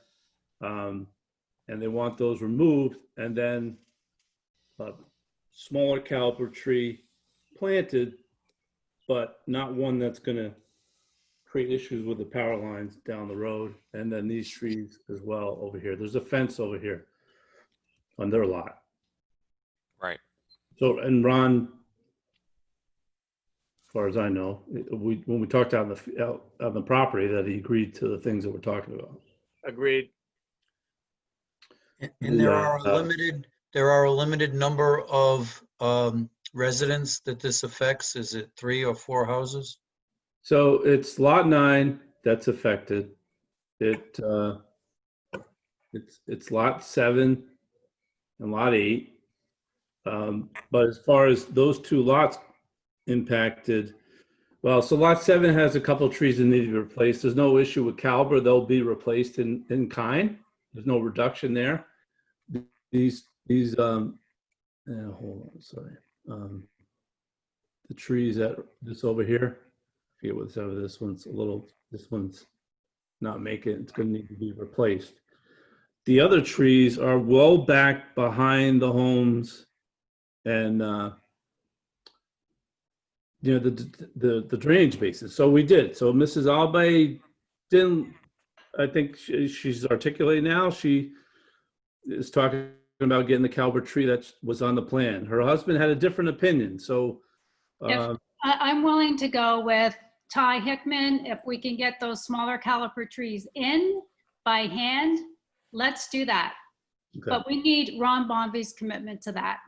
I totally agree. That's why we're having this discussion tonight, because at the same time, we're trying to minimize impact to these home lots that have already been established. And so we're trying to work, but kind of thread the needle here a little bit. And so that's what we talked about for the trees in the back by the basin. All the other public trees and the cul-de-sacs that need to go in, these other trees, not most of them, about 50% of them in, the rest need to come in. There's this trail that's in between the 2 cul-de-sacs. If you see it delineated on this plan, there really is no detail. There's no detail on the plans really how to specify. I went through the decisions and these plans. What we discussed in the field was pave it between the 2 so it's more defined as a path to walk, a walkway, a sidewalk essentially, because this is the neighbors observing the United States Postal Service driving between the 2 cul-de-sacs. Not only that, but the area is unsightly and it's unsafe. There are still construction materials left over. We have a number of small kids in our neighborhood, including mine. I've had a stroller tip over down there because there's a huge trench that has not been filled in. So not only is it, not finished, it's a safety hazard and someone's going to get hurt. I've observed kids falling in this cul-de-sac, riding their bikes because they've crashed into construction materials. It's unsafe here and it needs to be addressed. We've been living like this for over 2 years now, and it needs to be clean, at the very least cleaned up before someone gets hurt. All right, as I understand, the proposal is to finish the area and put a 4-foot wide paved walkway between the two cul-de-sacs. And then along adjacent to this trail here is to plant either a wildflower mix or a meadow mix or something that's low maintenance, because the town of Norfolk unfortunately isn't able to keep the level of maintenance that if this were to be planted as a lawn. So we talked about having something that's more naturalized than higher maintenance. All right, what's the idea for boulders or bollards or something to prevent people from driving through? So I need to just confer with the fire department on this, because it depends how adamant they are about making it accessible, what goes in there. So we could, maybe a more realistic thing is a bollard that you would put like on the bike trails that they do nowadays, where it's a bollard inside a column and you can take the bollard out and then you can drive through if you want. It's not, it can look a little bit more aesthetically blend in, but I got to get the fire department to give me what their thoughts are. Okay, well, I think the idea of a paved walkway between the cul-de-sacs is a good idea. And I think your idea of hitting the fire department up for an idea as to what kind of bollard to put in there is the right thing to do. So Okay. So maybe someone else has a different opinion.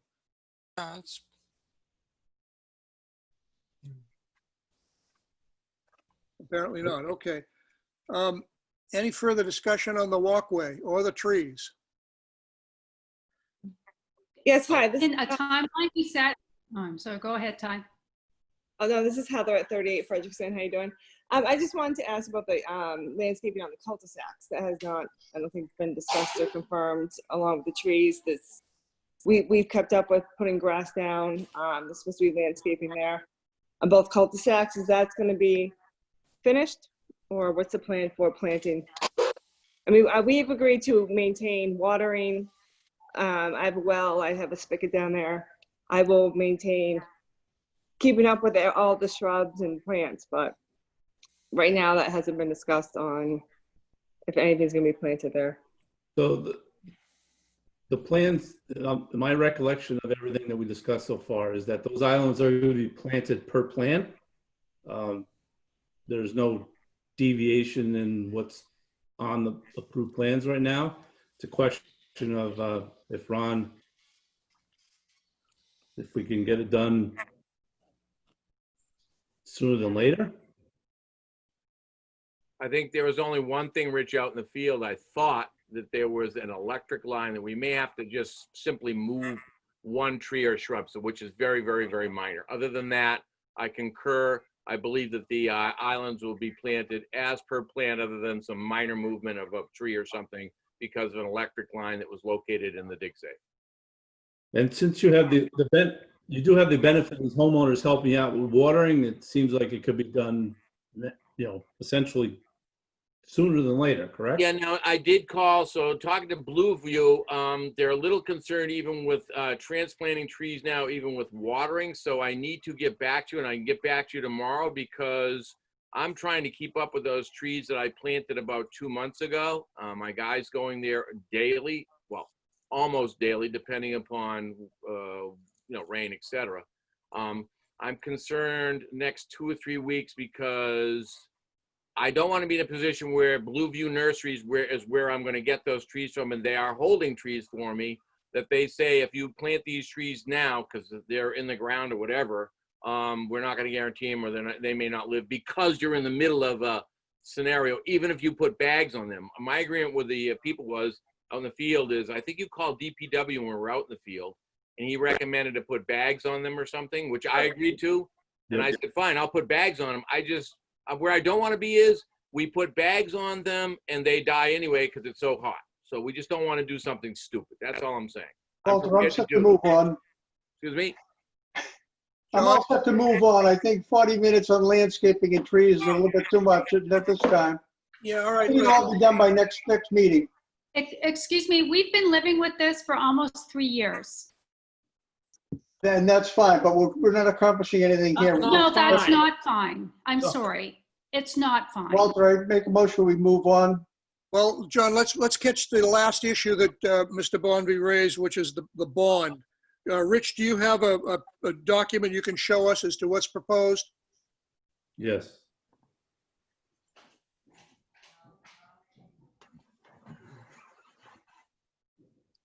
Oh, hold on a second.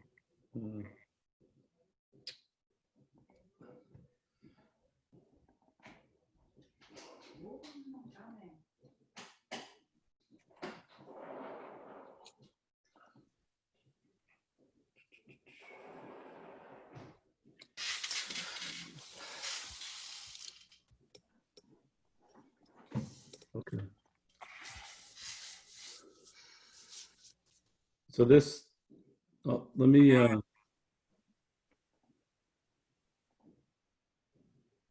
just gonna, And while Rich is pulling that up, I'm sorry, this is Thais Hickman again from 31 Frederickson. I was on the last meeting until 11 o'clock p.m.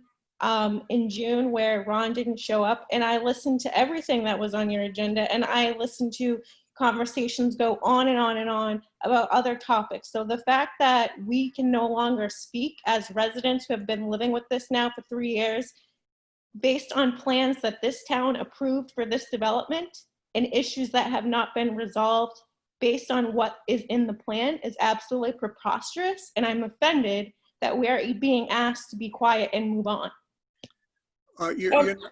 You're not being asked to be quiet. We're dealing with the issues as best we can here this evening. We've talked about the trees. We've talked about the walkway. We're now talking about the bond, which is the third issue that Mr. Bonvy raised. You've had an opportunity to participate all the way along, including still talking to us now. So I don't see that we've cut you off at all. Rich, please go ahead with the bond issue. so if you, this is what Ron had itemized, the roadway, which these are the amounts that are held in the bond, the 22.5 for roadway paving, top coat, and sidewalk, loam and seeding, and storm water. So that would be the remaining items. Is that what you're saying? No, that's what he was seeking to, if he does the work, if he does the paving, to come in then and get released from the planning board from the bond. I spoken to Ron in between that loam and seeding, it's not the time to be loam and seeding, so it doesn't make, sense. I mean, he could do it, but to release it, you can't release the money on that yet. All right, fair enough. Fair enough. What is the number of the bond today? 103. Hold on, let me get the bond.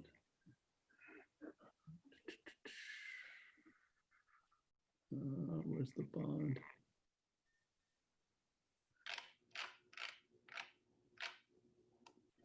Hold on a second. I gotta go to the other file.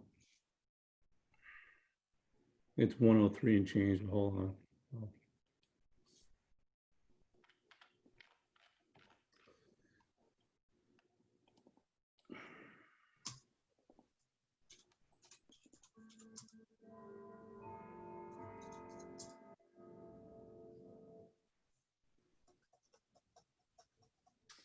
Rich, it's 103, 368, 80, 86, I think. Yep. All right. Okay. And what would the number that you recommend be if we reduce the bond based on the paving being complete? Or whatever else you recommend we Okay. deduct from the bond. So on the screen is the estimate. So 22,441.09 for the paving. Granite throat stones for 1,000. And then that's it. And of the street trees and shrubs. That's what I'm asking for.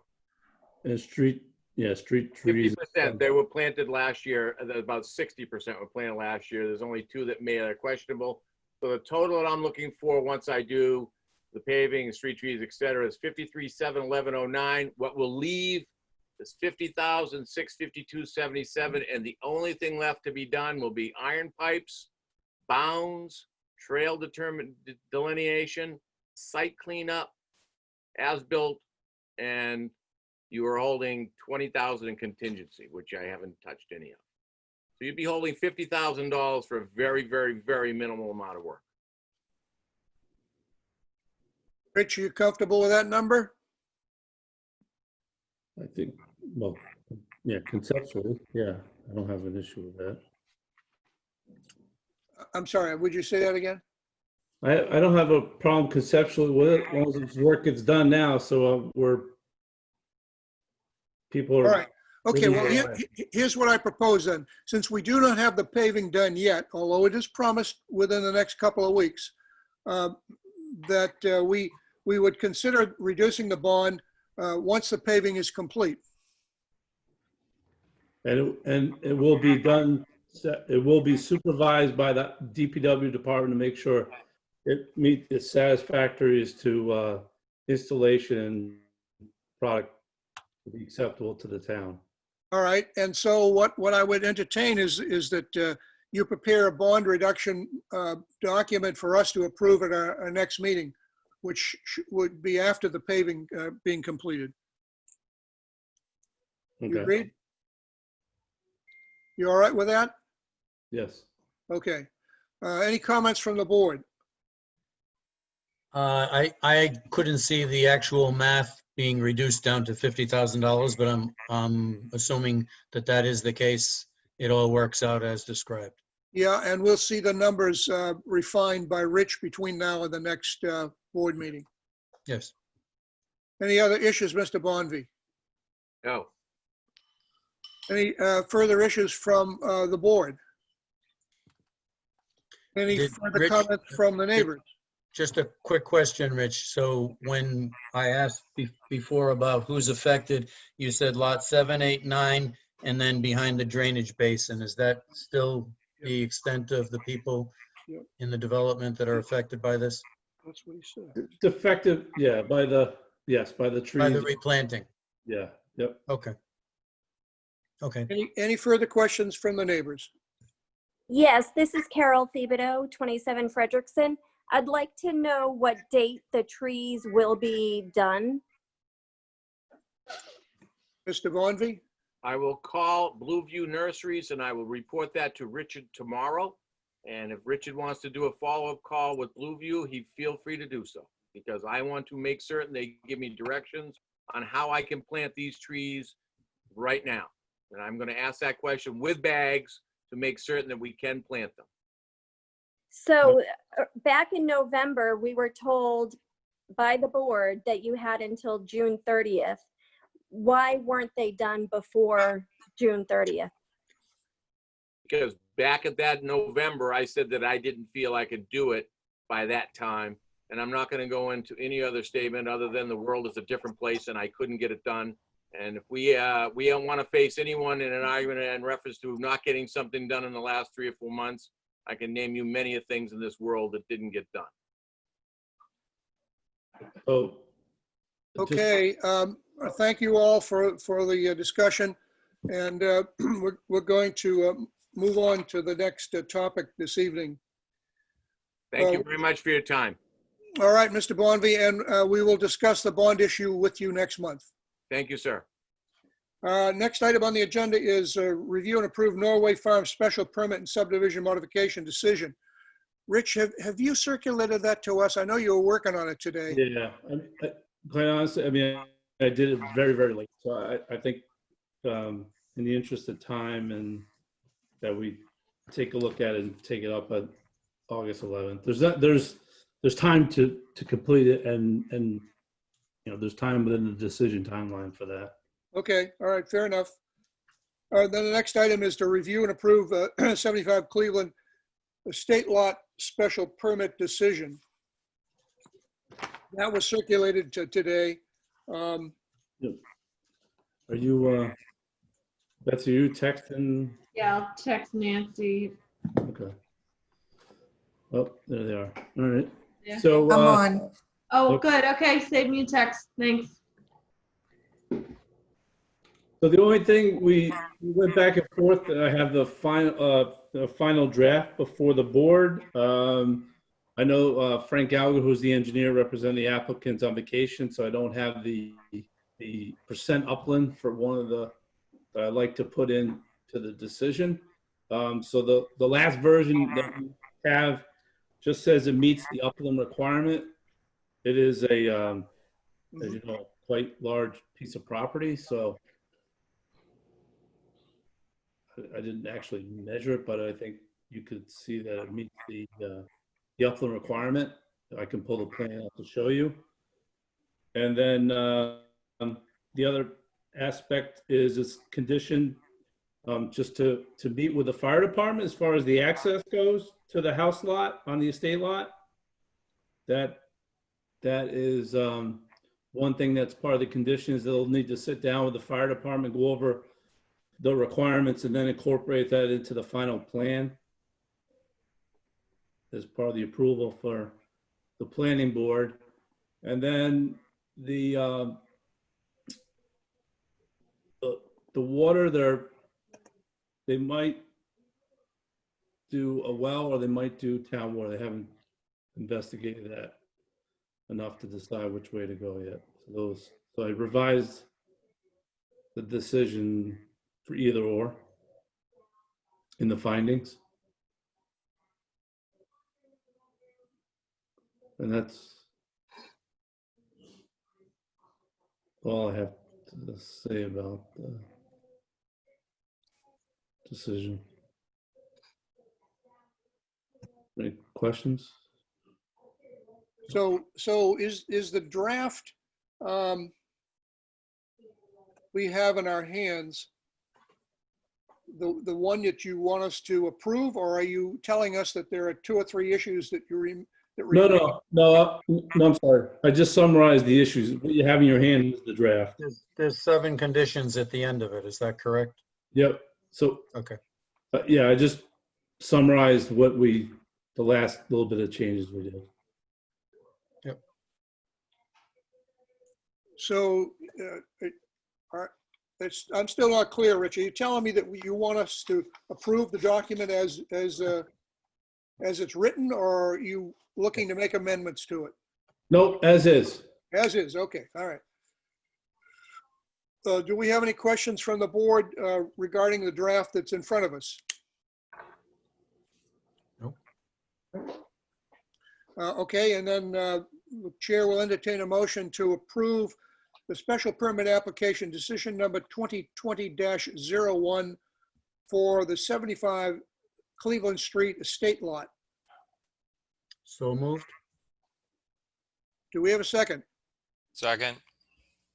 All right. Any further discussion before we vote? Hearing none. Mr. Weddleton. Aye. Mr. Hunt. You're on mute. Muted, Eric. Aaron, you're muted. Aye. Mr. Hunt. Aye. Aye. Okay. Thank you. Mr. Peck. Aye. Mr. Searle. Aye. Chair votes aye. All right, the special permit decision is approved. Anything else on 75, Rich, before we move on? No, that's it. All right, thank Thank you. you. Yeah, thank You're you. welcome. You're welcome. Okay, Good luck with the project. thank you. Okay, the next set, we've already done 19 Shire, is that not true? Yes. That's correct. Okay, so we've done update on Frederickson Road.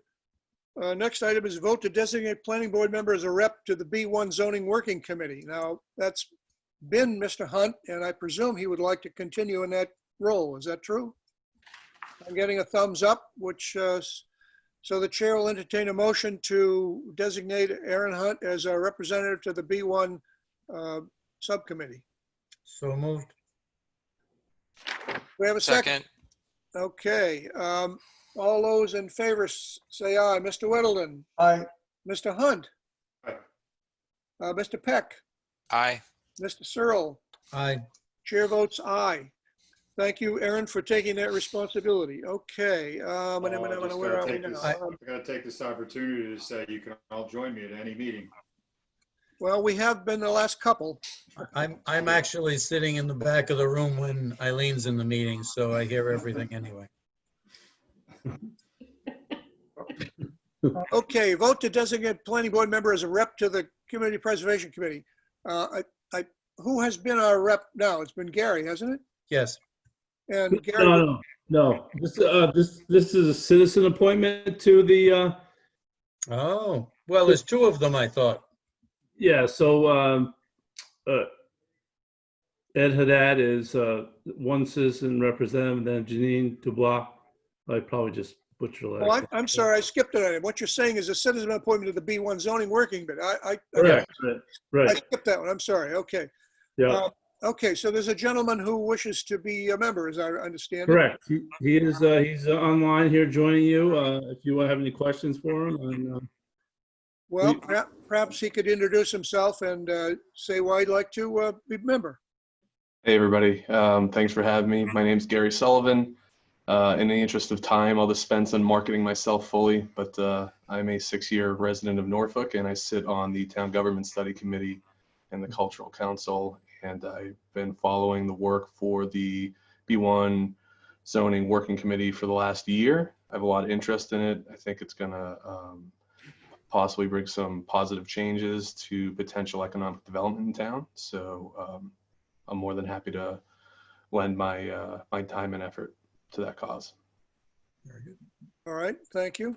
All right, so we need a motion to appoint Gary as our citizen appointment to the B1 Zoning Working Committee. So moved. Second? Second. All in favor, Mr. Whittleton? Aye. Mr. Hunt? Aye. Mr. Peck? Aye. Mr. Searle? Aye.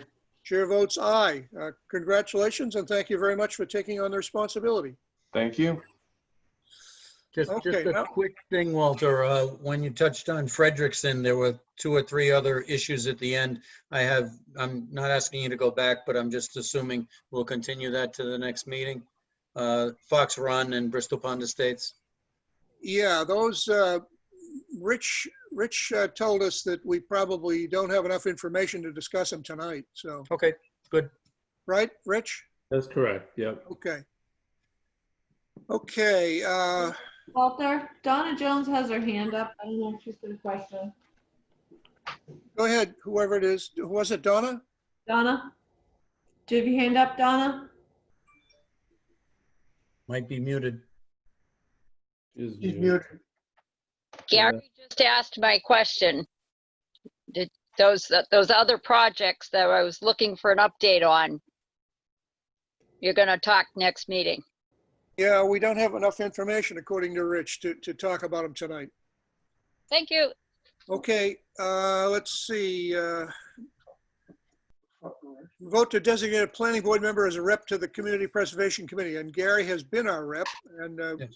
Gary, would you care to continue in that responsibility? Oh, of course. Of course. Okay. All right. So the chair will entertain a motion to designate Gary Searle as our rep to the CPC. So moved. Second? Second. All right. All in favor, Mr. Whittleton? Aye. Mr. Hunt? Aye. Mr. Peck? Aye. Mr. Searle? Aye. And chair votes aye. Thank you very much, Gary. Need for a new associate planning board member. Mr. Saub has excused himself, and so we need someone. If anybody's got a recommendation, get the name to Betsy and we'll put it on the agenda for next meeting. Let's see, next item, discuss potential zoning articles for fall meeting. That's really coming out of the, largely out of the B1 subcommittee, is it not, Rich? Well, yeah, one aspect is the B1, but there's also discussion of making some changes relative to the contractor's headquarters, Yep. distinguishing it between, types of equipment used and so forth that want to try to tackle in the fall. And I don't know, so right now, town meeting is scheduled for November 7th. I mean, tentatively the date is November 17th. I know the selectmen, at least, we're going to, I think, hopefully talk about whether or not they want to keep things, again, limited for the fall town meeting. So that way we have at least an idea that if we're going to be spinning wheels, or we potentially could get these things before town meeting and not be necessarily wasting our time per se. So, but that's one of the items. The other item is changing to those zoning bylaws of the town. So we have the existing bylaw, which allows for the conversion of a single family to a two-family. And right now that particular provision of the bylaw is under litigation. And so the discussion would surround whether or not that provision, although it's been on the books quite a while, whether or not it makes sense to keep it on the books. And if we have discussion about that, what I want to do is have Bob Bullock join the discussion, because right now, under the zoning bylaw and the building code, you could have family members live with you, and you can make you could put a couple kitchens in your house or so forth, and be within the law of the zoning bylaws. But the provision we have on the books allows somebody to convert it to a two-family dwelling. So essentially, you have a single-family house that you could have another dwelling unit that you could rent.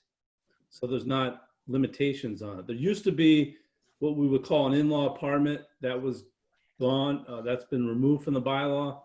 So we have this. So I just want to maybe have a discussion whether we want to retain that or look to make some changes.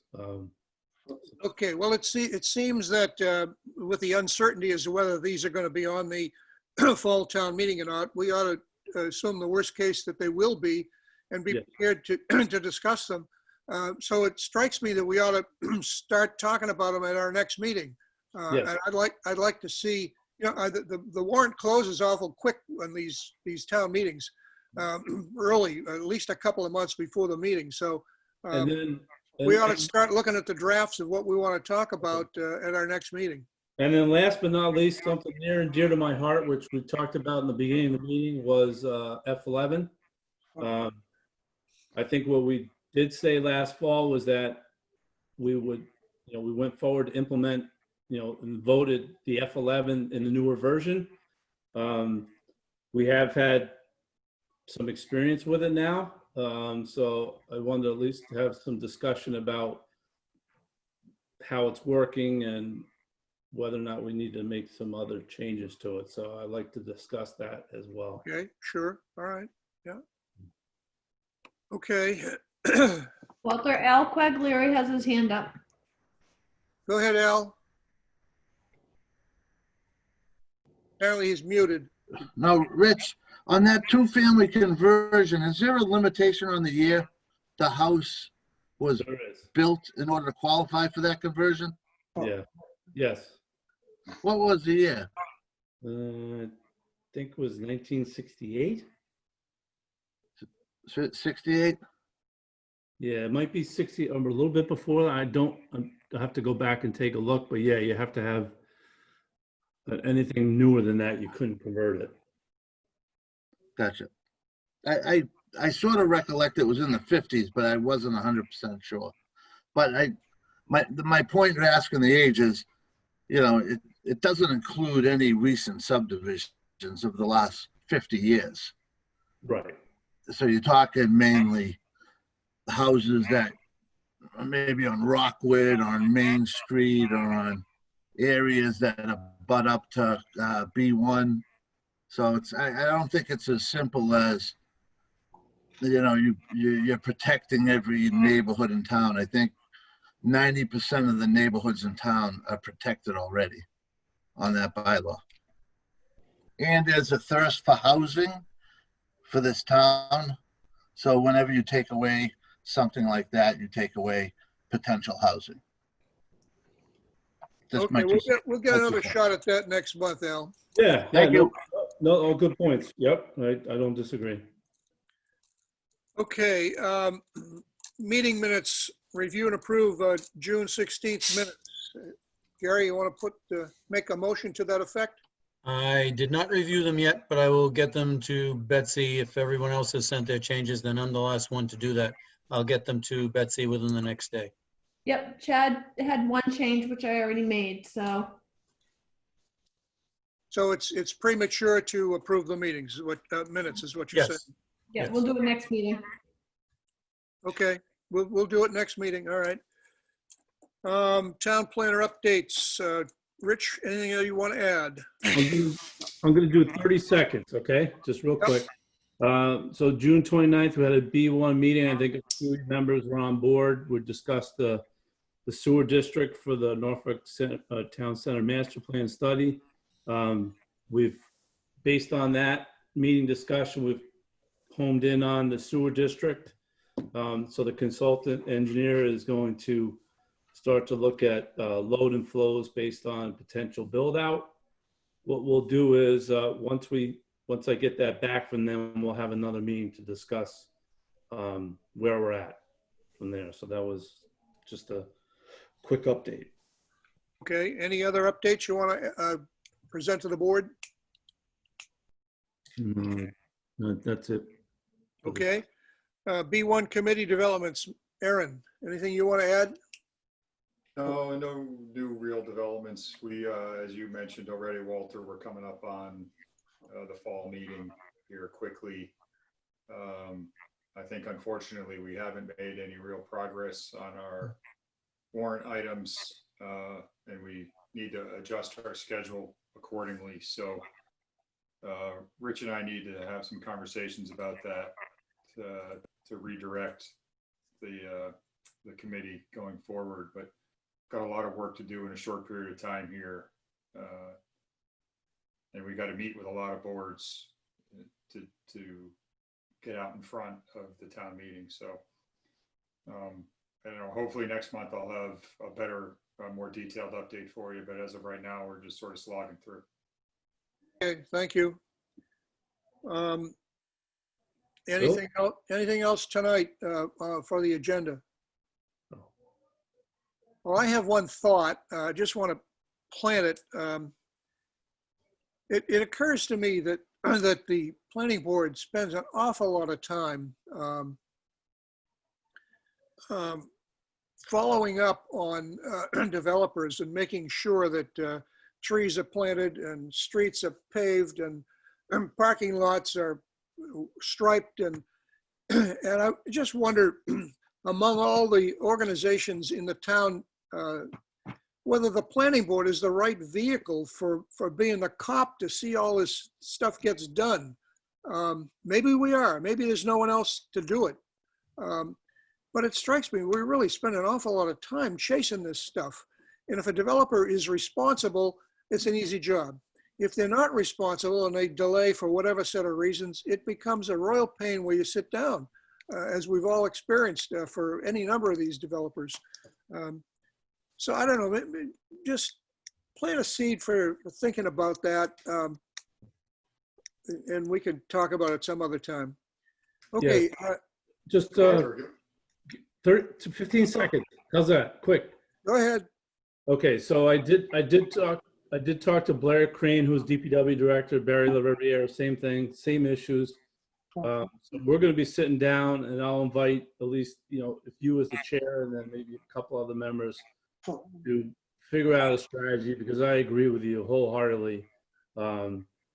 It's a babysitting service because some people do a great job and there's no issues, and others you got to babysit, and we need to be more effective of it across the board.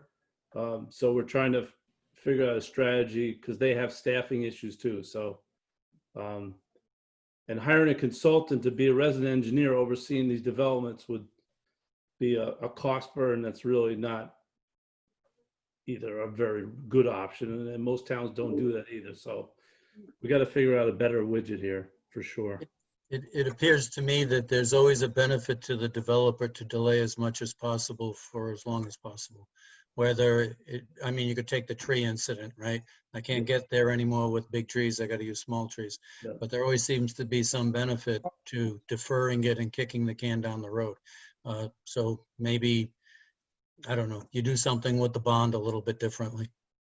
It just, and a lot of, and the lion's share of this, like 98% were chasing old projects. I mean, yeah, that's, but nevertheless, it's. Well, the planning board has the authority to make changes. Everything that eventually gets changed or decided has to come through us.